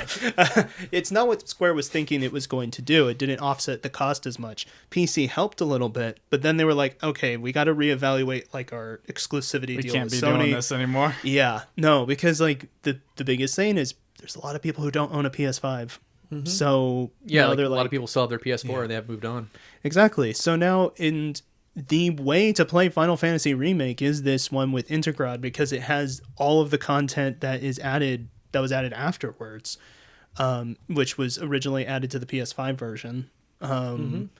So, and there was already rumors about it being released to like Switch and Xbox in the like 2025 like window and potentially Rebirth in 2026. So when Hamaguchi said like, okay, we're going to have even further details about the remake project, which is the name of the entire trilogy, essentially, in-house.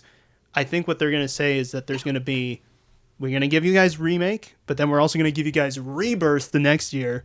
And then, okay, this is going to get a little wild, a little bit of my theory. I think what he's going to, in that same announcement, is like, and then the next year, boom, Final Fantasy VII Part 3, which everybody is hoping for. And they said they might be talking about that soon, so... Do you think Rebirth will work on the Switch too, based on what we've seen so far and what games that are operating? It works on the Steam Deck. Yeah. Then it would. I would think that if I can't imagine if Cyberpunk works that Rebirth couldn't. But That's pretty sweet. Yeah. Here's to hoping. I want as many people to play it as possible. And by that coin, the next Dragon Quest would probably Dragon Quest 12 presumably would work on the Switch 2 as well, which is pretty exciting too. If Dragon Quest didn't come to the Switch Yes. 2 anyway. The biggest thing is that you do not release Final Fantasy VII Remake without bringing the other parts to the same console. Yeah, it has to be all three. It wouldn't make sense. Yeah, and I really, really, really, really, really hope that everybody plays this game. And this isn't because it needs the sale. Like Suikoden, everybody needs to buy that because it needs the sales. This game doesn't need the sales. I just want people to play it. Like, it is so good. It is so good. I'll play it for you, Chris. Once I beat all the Xenoblade games, I promise. Do I need to play the first Final Fantasies first to understand? Oh my god. Yes. You gotta buy the Pixel Remaster. I'll do it for you. $400. You gotta play Mystic Quest. Specifically Mystic Quest before Pixel this one. Remaster plus Mystic Quest plus 2 controllers plus a Switch 2 plus... On the camera. And the amiibo. Yeah, and the Mimo. And the Mimo cards. For Street Fighter, even though you're not buying it. Yeah, the cards. Yes, Street Fighter 6 is required playing for Final have Fantasy to buy 7 it. Remake. Plus the tech demo, plus the wheelchair basketball tech demo, plus the... Man, you had all this up. James's list is just getting bigger. and a partridge and a pear tree. It's getting longer and longer. And he is going to buy all those things. I will buy what I must buy. I will do what I must. Yeah, So it is. only You Sith will dealing try. absolutes. All right. What next? So next was From Software's reveal of the Switch 2 exclusive Dusk Bloods, which Dude, this is a massive This announcement. seems like a pretty big deal because if I'm not mistaken, this is somehow a sequel to or like spiritual successor to Yes. Bloodborne.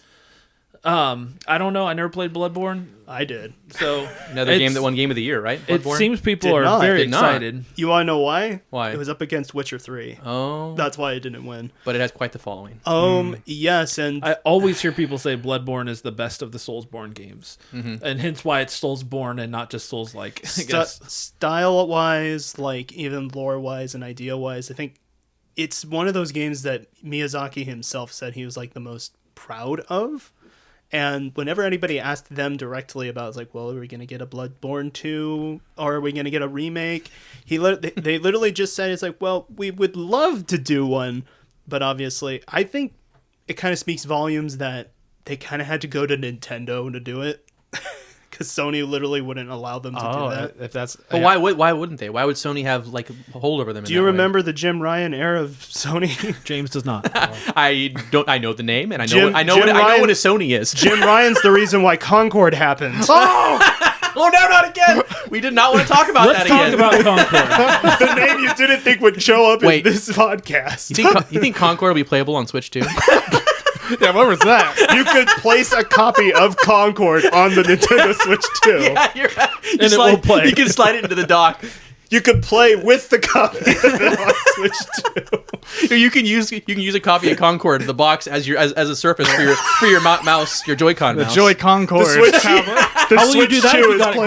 graded? Oh no! The Switch 2 is playable on Concord. Yay!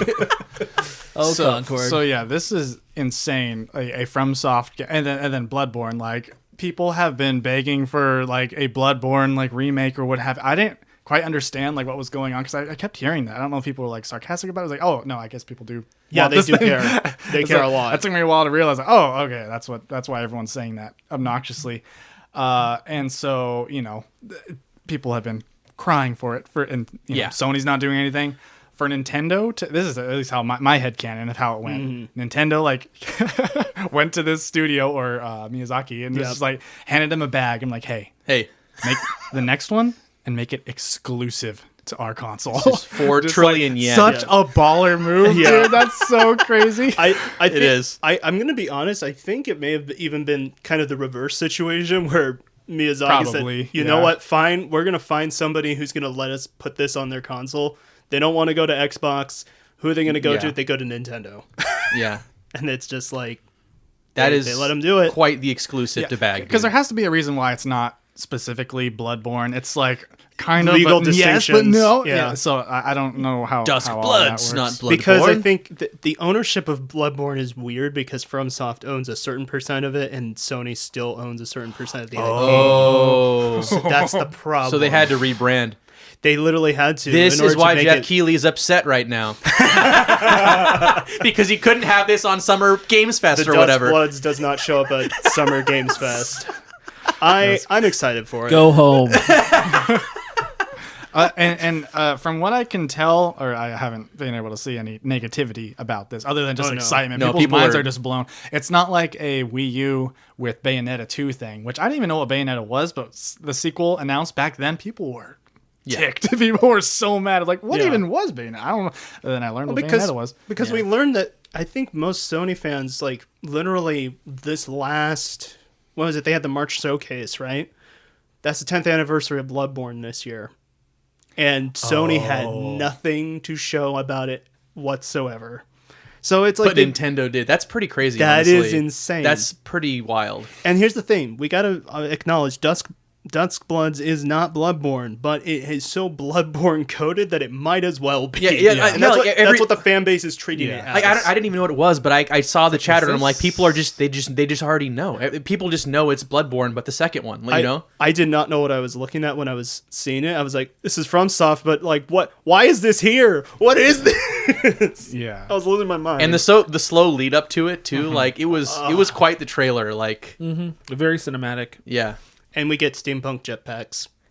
I love that little dude flying. It's like It's a little quirky and awkward feeling, just like all the Souls games are. Yeah, it's great. They said 2026 for that game. 2026. So that's gonna be, wow. So that'll be one of Nintendo's Game of the Year contenders. You would argue. You could. Yeah, maybe. it's a FromSoft game, so yeah, probably. Yeah, for 2026 when the next Mario comes out. And that game comes out this year.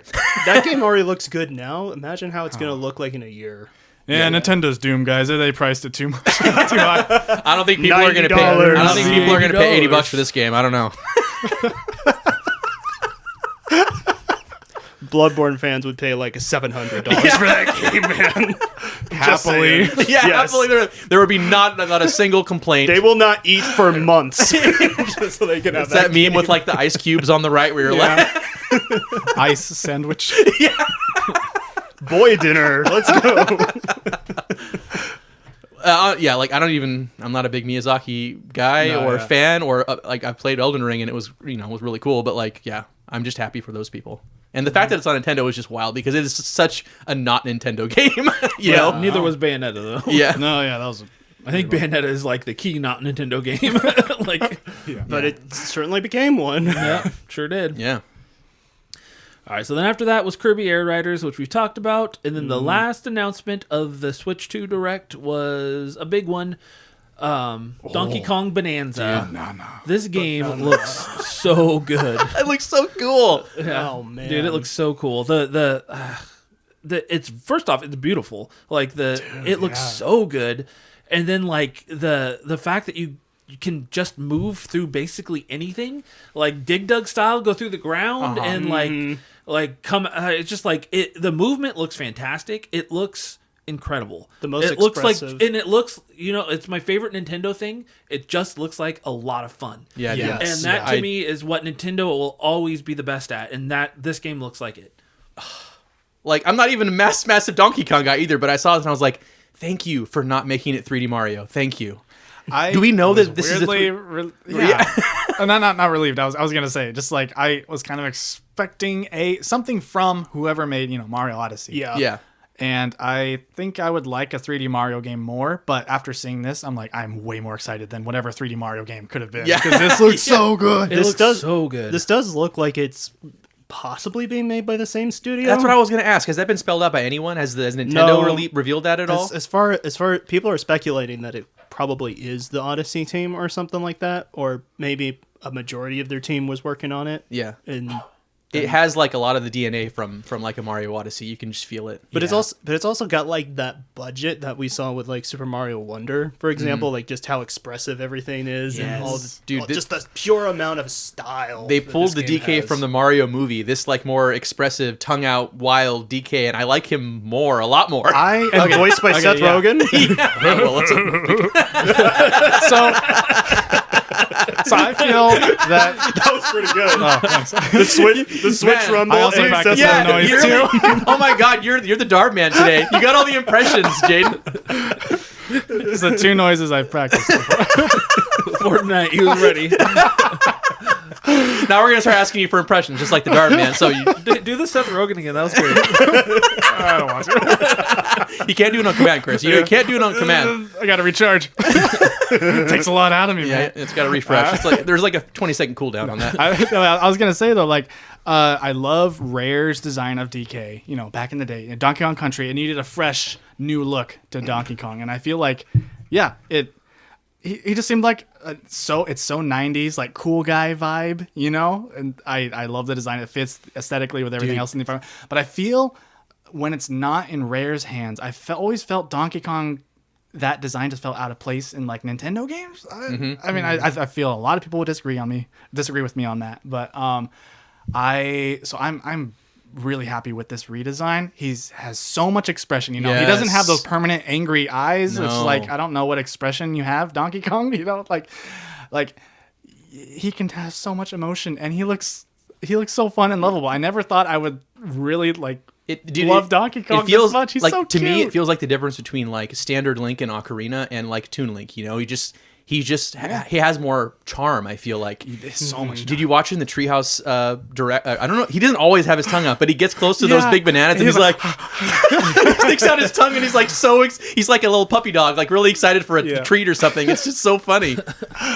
Oh man, yeah, I love it. And there's like a part where he's like trying to like pick up something really heavy, and he's like, his face is all like, and then you like let go, and he just turns like dumb stupid, and like, and then he's trying again. The amount of animation they'd have to code into that is insane. Yeah, I absolutely love this. And again, like another like revolution. It feels revolutionary reimagination of Donkey Kong. You know, like has there been a 3D Donkey Kong game since 64? No. I don't believe so.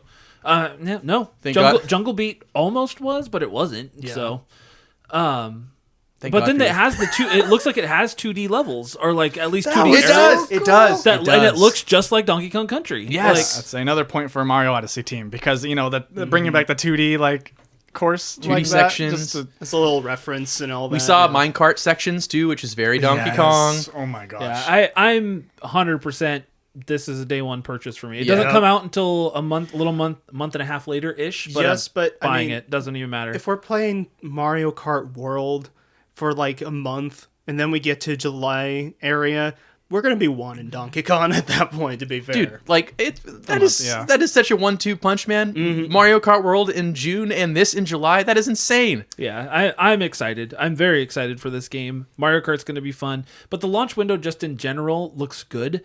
Yeah. I Yeah. mean, it's you assume that a lot of Switch players only. I say this lightly, I guess, but a lot of Switch players strike me as they only play on their Switch. Yes. There's obviously a lot of crossover. I have a Switch and a PlayStation. A lot of people have a Switch and a PC, but I really feel like there's a lot of people that haven't had an opportunity to play Street Fighter 6, Cyberpunk, Split Fiction, which once again, that is a Nintendo game. Even if it's not a Nintendo game, it's perfect for the console. Yeah. Final Fantasy VII Remake. Yeah. Like, these are games that a lot of people have not had the opportunity to play, or not well, I guess. And this is opening it up to them. And I really hope that people play these games, especially Final Fantasy VII Remake. Yeah. the more Keep saying it, man. Yeah, Keep saying it. it's like Beetlejuice. You have to say it like 3 times for it to like happen. No, but it's like, yeah, this is all just about making more games available to more people. And to that same point, a little bit of the thing that I'm hoping we get further updates on is all the Switch 1 games that are currently on that issues list that Nintendo has on their website. Oh yeah, that was pretty beefy. Yeah. Well, it was beefy, and some of the titles on there were kind of big.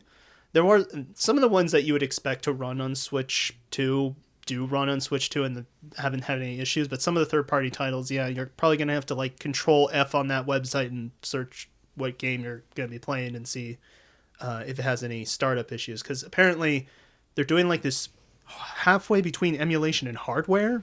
Yeah, I read about that. I read about that. It's interesting. It's an interesting idea, but Something to conserve battery, apparently, on some level. yeah, which good, but at the same time, that also runs into the issue of like, well, now there needs to be some updates for these games in order to work.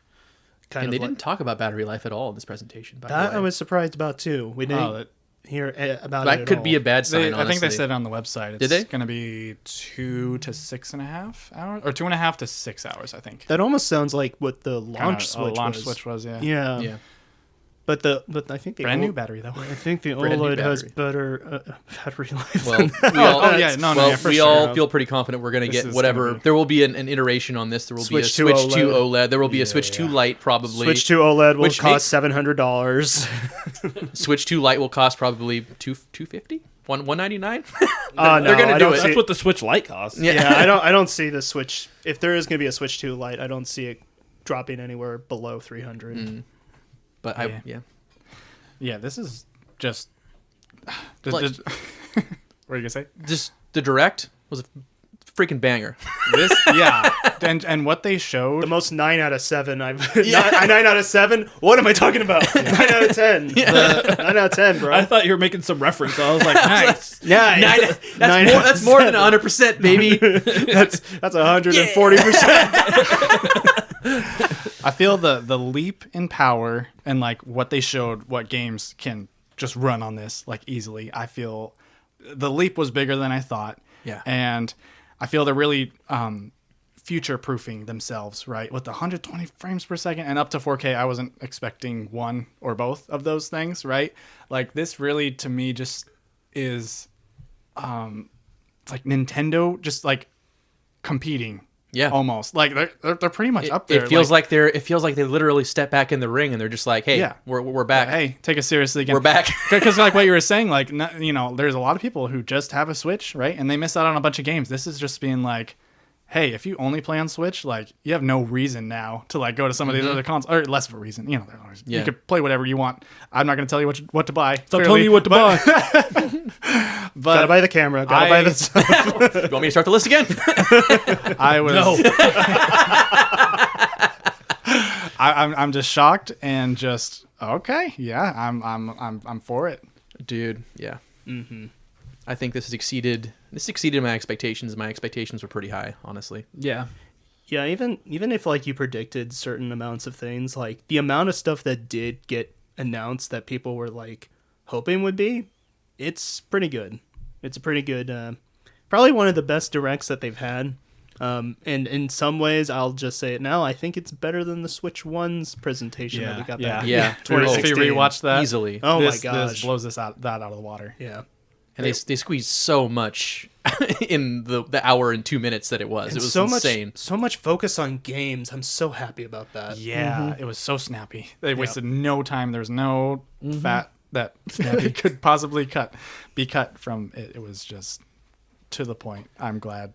Yeah. The amount of options you're going to have on launch day is honestly kind of surprising to me. Yeah. Much better than the Switch 1. I mean, obviously Breath of the Wild was a great launch title, but other than that, Everything was a barren Bomberman. landscape. yeah. No, we were excited for anything and everything during the Switch 1's because launch. we didn't have anything. Yeah, they were really betting on like Breath of the Wild has to be good. That or better you, be good. That or you really love Blaster Master Zero. Or 1-2 Switch. Fast Neo Geo or whatever it's called. Yeah. Fast Yeah. Racing Neo. Fast Racing Reno. Dude, yeah, so like You say launch Fast Neo Geo? Yeah. Well, I was shut happy. your console. Yeah, launch window though, because like I'm Donkey Kong, Mario Kart, Tony Hawk is in within a month, right? Yeah. So Just GameCube over a games. month. oh my gosh. Yeah, we'll have. I mean, even if you didn't buy a game, but you have NSO, being able to play Wind Waker, F-Zero, and Soul Calibur At 900p. yeah, come on, like those Yeah. are 3 great games. Yeah, like how many people did they sell on the expansion pack that didn't even have NSO originally, in this presentation? I'd assume at least one. At least one guy. Yeah, I mean, and like also Cyberpunk being a launch title, Street Fighter being a launch title, like, I mean, Kirby having a decent expansion, like, well, what seems to be like a decent expansion, Breath of the Wild and Tears of the Kingdom. Yeah, a lot of your having- favorite Switch like, games are having upgrades even to them. if you don't buy and Breath of the Wild and Tears of the Kingdom's expansions are going to be included in NSO if you have the plus expansion pack. Yep.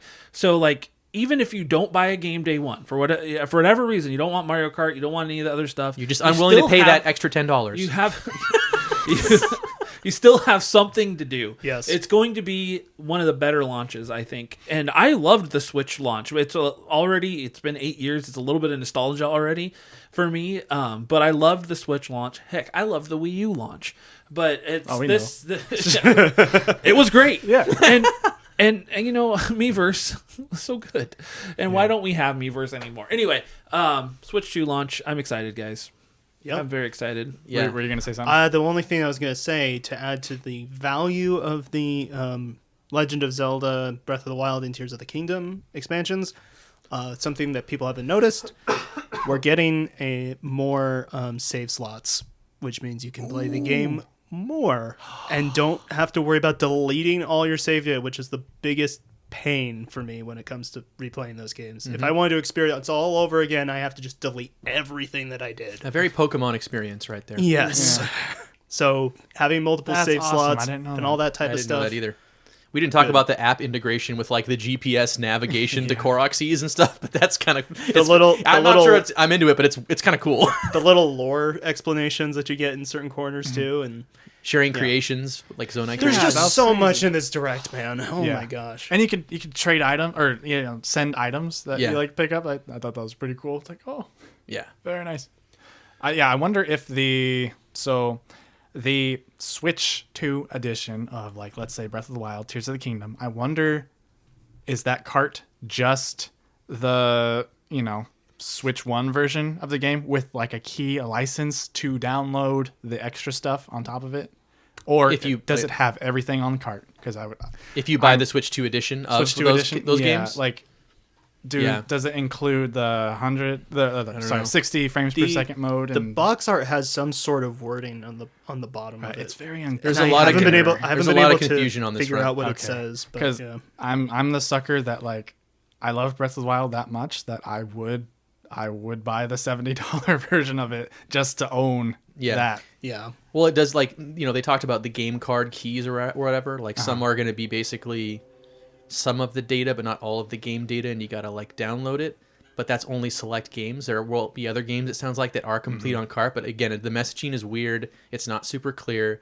And so, like, sadly, I feel like I'm going to be buying digital first in the short term because I'm not sure how this is all going to play out with, like, revisions and stuff. If you do have NSO already, those are kind of, I guess, added to your digital copies. Because those are the 2 expansion packs that basically you get with NSO, right? The Nintendo Switch 2 editions. So, yeah, I don't know. I don't know how they're going to do that as far as physical stuff goes. I'll have to wait and see. Because otherwise, I'll just, play Breath of the Wild and then get the free upgrade. You know, I don't need to, wait and see. Yeah. Well, I will wait and see. I mean, the only thing we'd really be waiting and seeing on is for people who don't already own Breath of the Wild and who don't have NSO, which is a percentage of people, but not necessarily the majority on that. But just don't let the sad saps on the internet ruin your fun, because they will. They're not even people; they're bots. they're oh my goodness! I'll say they're upset for it's understandable, right? It's understandable. If somebody's upset, it's understandable. It's understandable to a point. It's understandable to a point. But the loudness that they are is no longer understandable. No. That's the thing. It's okay to be angry. It's not okay to just completely overshadow everything that people have worked hard on. 100%. Just stop. I understand. You've made your point. Yeah. Like, that's where I'm at. Like I said earlier, I just hate looking at every Nintendo Switch 2 post and every comment that is just about that. I'm like, just shut up. You've gotten your point across, but Nintendo's not going to budge. Yeah. Unless anybody doesn't budge, it's Nintendo. They likely won't. But the fact is, like, sure, you can scream off the rooftops, and the only thing that's going to matter is sales, right? Like, what happens next Tuesday with pre-orders, that's going to determine how they feel about this. And they have shown, like, with the 3DS and the Ambassador program, if it's not going the way they want, they will zag to your zig. But, like, the Switch was such a success. What are the odds that's going to happen? It's going to sell like hotcakes. And what is the odds that, because the only game that people could actually, like, quote unquote vote with their wallets with is Mario Kart World, what is the chances of that not being a bestseller? Yeah, the reason they're so angry is because they need that game. They're gonna buy it. no, that's it's like they're angry while handing their wallet over to Nintendo. Shut up. It's like come on. That's why Pokemon Scarlet and Violet sold 26 million units. Exactly. It's like, that's exactly the point. Like, they're angry. They can get away with it. But they love Pokemon, so they're gonna buy it. You're gonna buy it. Yeah. It's like Mario. But I'm not gonna like it. God, shut up. If you're gonna buy it, you don't really have much of a soapbox to stand on. That's just all we can kind of say. I'm going to be enjoying Mario Kart World on my new Nintendo Switch, too. Heck baby. I'm only just going to not eat for 3 days, but, that's all right. We're playing the game. They say that intermittent fasting is very healthy, they say, so there you go. Yeah, Mario Kart World, helping everybody's health, 2025. Ozempic. All right. Better than Ozempic. It's Mario Kart World. We brought it all the way back around. How much does a tablet of Ozempic cost compared to a $80 digital video game? Hey, probably more. That's a commercial idea. Mm-hmm. Buy a Switch video game instead. All right. Thank you guys You did great. You're welcome. You talked was just like fun. I You. assumed. We talked for well over 3 hours. It was fun. Yeah. I knew that we should cut the what we've been playing segment, and that was correct. That was a good Yes. call. Yeah, that was a good good call. But we do have some comments from the Instagram question that I asked. Oh boy. Like 3 hours before I started recording, per the norm. So didn't have time. Many people didn't have time to answer, but. Let's see here. Also, there are some responses on Discord as well, if somebody doesn't mind pulling that up. I can get it up. Hannah sent me her message too, so whenever you want me to fit that in. All right. me- So I'm going to start with the Instagram ones. So first off, Jay Choi said that he's looking forward to Mario Kart World. It looks incredible, and the in-game chat function is a game changer. No more FaceTiming or using different Zoom meetings repeatedly. Yeah, that was the COVID days, quite literally. Everybody having to use stupid other outside apps to try to Yep. play Animal Crossing. Let's see. Then Discord Black Market. Tristan Maurice said, I am looking forward to hearing your thoughts on the direct in the next podcast. Oh, thanks, man. Oh, man. that was sweet.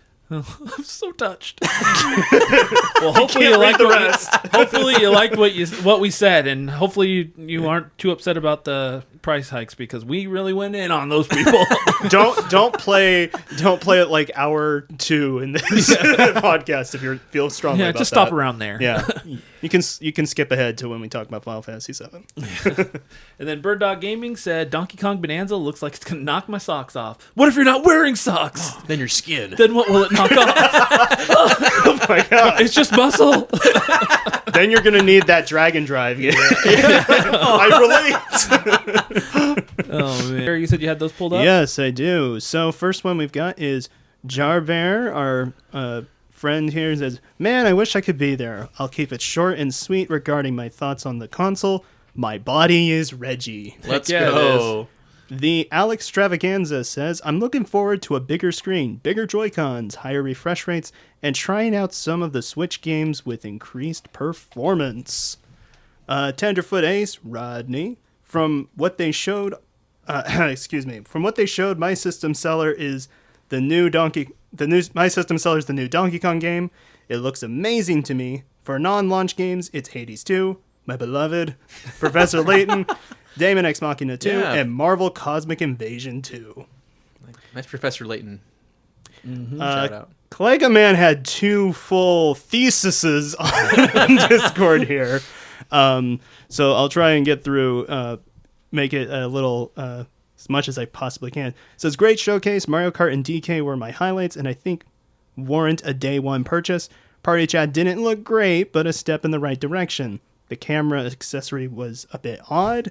Seems like they should..." Agreed. Yes. No. Yeah. Absolutely. Seems like they should have just added it to the console, but it wouldn't be surprised if they added it to a future revision or OLED variant. Like, I'd rather have the camera instead of the mouse stuff. Oh, that's a take. A little hot, spicy take for a new console here. Still completely stumped by the mouse. I wasn't waiting for the release. I was waiting for a release that was going to put me in my place, and there was nothing. Okay. It seems like the elephant is the game prices. Oh. I think people's criticism is fair. With everything being inflated, it's just one more thing coming from their pockets, and for most gamers, this is their escape. I think there should be some give and take. Sure, I'll pay $90 for a game, but all future updates should be $0. Okay, well, there's the take there. Fair enough. That's basically So it. basically, he's it. okay with $90 games. Yep. So it's and the conversation from there kind of talks about the $90 stuff and that being misinformation and whatnot. Actually, but no, yeah, I think that kind of echoes a lot of the stuff that we kind of ended up saying. Anyway, Was that all the comments? Yeah. so you that's all the comments you I can got for read Hannah's podcast now. questions. Hannah Read it also in had a her voice. reply. I will not. can please and thank Surely you. you've practiced Okay, it. here we go. My Switch 2 thoughts. There's parts of it that are gimmicky, like the mice or the camera, but overall, I think it's a vastly improved machine. Nintendo seems like they took their time to fix issues people had with the Switch 1 and have created the next generation's console. I just hope that supply can meet the demand and that they roll out some cute colored Joy-Cons pronto. Why does she sound like I never the thought yoga Hannah sounded instructor? so ugly. Why Did she sound like? Did Hannah sound like We Fit Trainer right there? That's what I was gonna say. Sounds like We Fit Trainer. Why? James is practicing. Love you, Hannah. And I totally agree. I wish we had color options on the. That's maybe that's a fair complaint. Yeah. Why don't we have Joy-Con color options? We don't. Oh, and I'm mad. I think maybe Big it's mad. just I want a Pro Controller. I want to pay an variation. extra $20 for color variants. For your color kit, Yeah. customize. probably just to simplify the two variants. There's the gray model and the gray model with Mario Kart. You know, there's gonna probably be like third party, like D brand or something like that have like things you can add to your Switch or something like that, because they had it back in when the Switch 1 first launched. So But it's all right because we're done anyway. So if you listen this long, you'll be one of the few people that heard our issue at the end. poor Chris had a short heart attack. Oh, and we had yeah. to resuscitate him. I thought I was dead. I was terrified. James was giving him CPR, And I told him to get away. Mouth to mouth. Just chest compressions. Just chest compressions. Thank you. That's all that's necessary these days. Yeah, this is not the Sandlot. James found his opportunity. Anyway. Can't take it anymore. Oh, It's a great movie, What's man. her name? What's her name? It's a great movie. It's driving me nuts right now. Just know she was lotioning and oiling. Lotioning and oiling. Man, yeah, it's been a long time since I've seen that. Cynthia. I don't know why Cynthia's on my tip of my I tongue. keep thinking that Veronica Vaughn, but that's not it at all. Piece of. Oh, okay. Oh, boy. Well, guys, thank you. Thank you for coming on. Thank you for sharing your thoughts. Thank Wendy you for Peppercorn. Wendy Peppercorn. This is the Wendy yeah. Peppercorn episode.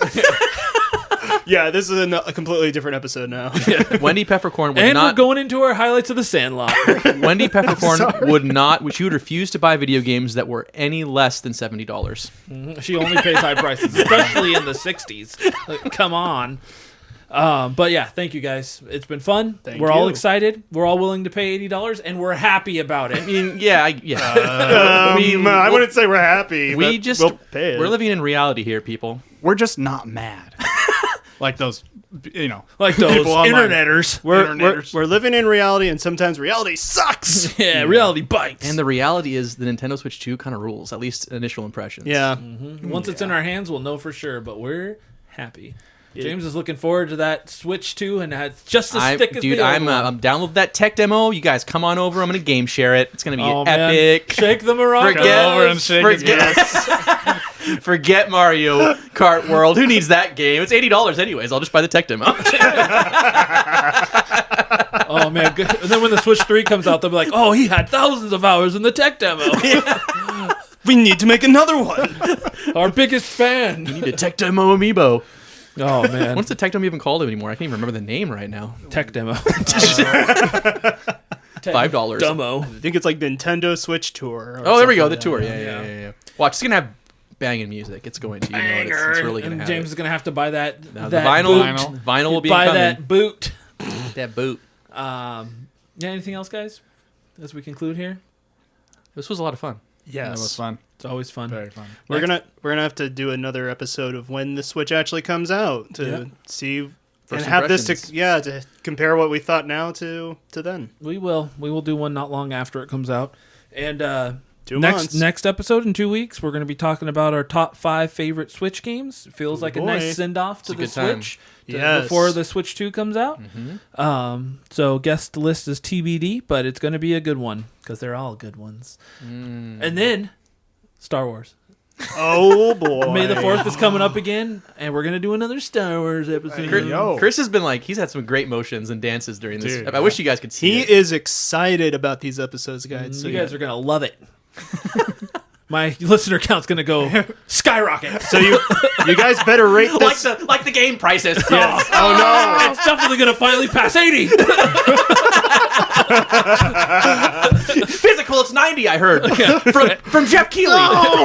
Jeffrey, thank you. My God. Please, sir, can I have another? Please, sir, I want some more. Oh, man, this has gone off the rails. So, so thank you. Thank you, guys. Yeah. Those are good times. Thank you, listeners. Hopefully you had fun listening to us ramble for 3+ hours because we had fun rambling. Oh boy, yes we did. And on that note, we're signing off. So, thank you. And remember to always press X to continue.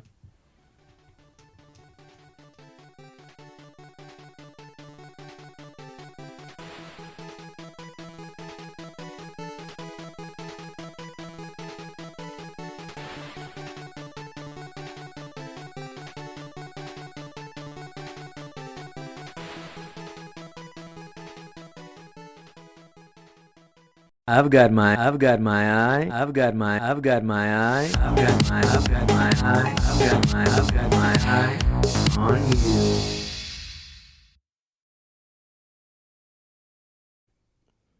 This is a first, but I'm going to be cutting in this extra content right here because I did not notice, but I missed a few comments for responses from the Instagram question. And one on Discord came in just as I was getting to record this. So I'm adding these in. I will do my best to add it where it sounds like it's natural, but other than me saying this, it will not be natural. But anyway, I wanted to add these. So here we go. Avery Westmark said, the bigger sticks. I don't know why that made me laugh. Hoping the magnet for the Joy-Cons makes them flex less than the rails on the original. Very true. Mouse mode for PC-style mouse-oriented games. Wasteland, City Skylines, etc. Bigger screen and more power. Heck yeah. I think I'm also excited for the mouse support, like I said. Like the idea of possibly being able to play things like StarCraft as well would seem really cool to me because it's never really worked on console very well before. Excuse my dog. Then next, we had Darren Dessart. He said, I think the thing that gave me the most chills was the virtual GameCube announcement. I'm also looking forward to the Switch 2 versions of games that I've already played. Yeah, man. GameCube on Switch, huge. Absolutely huge, and I'm very excited for it. And then So Super Spooky, so my friend Kyle, said, Enter the Gungeon 2 was probably my biggest surprise as a person who has multiple hundreds of hours in the first spread across multiple consoles. I think the mouse function of the Joy-Con this time around will allow the system to house indie games and PC exclusives you wouldn't see anywhere else, and that really excites me as well. Yeah, man, I'm right there with you. Enter the Gungeon is a fantastic time, and I'm really excited to be able to play the second one on Switch. I think it'll play really well on the Switch, and yeah, I'm really excited for it. And once again, mouse functionality, I'm right there with you. I think that the mouse functionality is a really cool concept. Okay, and then lastly, back to Discord, Shredder Rush chimed in. He said, I'm probably too late, which you would have been, but I got this just in time. Said, bigger, better screen, better on TV resolution, fairly inexpensive upgrades for games you already own, Metroid all caps 4 exclamation marks. He said, please make a Nintendo branded console. Heck yeah, that would be cool to get a Metroid system. GameCube NSO games, Game Share for multiplayer games, Donkey Kong. I want to be excited, but I was hoping for something that felt more like DK64. I don't like the new character model. Maybe need to see more gameplay. I'm not sure about how I feel about the new character model. I hated it when I just saw it in Mario Kart, but I actually like it when I look at it with this game. And like Jaiden was saying too, Jaiden and James, the expressions and just like the animation is so good. I think you'll change your mind when you actually play the game, but obviously I can't guarantee that. 007, 3 exclamation marks. Though I'll probably get it on Series X if it's highly graphical. Other thoughts. Welcome Tour should be a pack-in. Where's the Twilight Princess and Metroid Prime 2 and 3 remake? Oh my gosh, my dog's going crazy, but I'm not recording this again, so sorry guys. People need to seriously get over the price. Amen. They should be selling it for $600. Build a gaming computer and you'll see how good console pricing is. A mid-range graphics card is over $600 right now.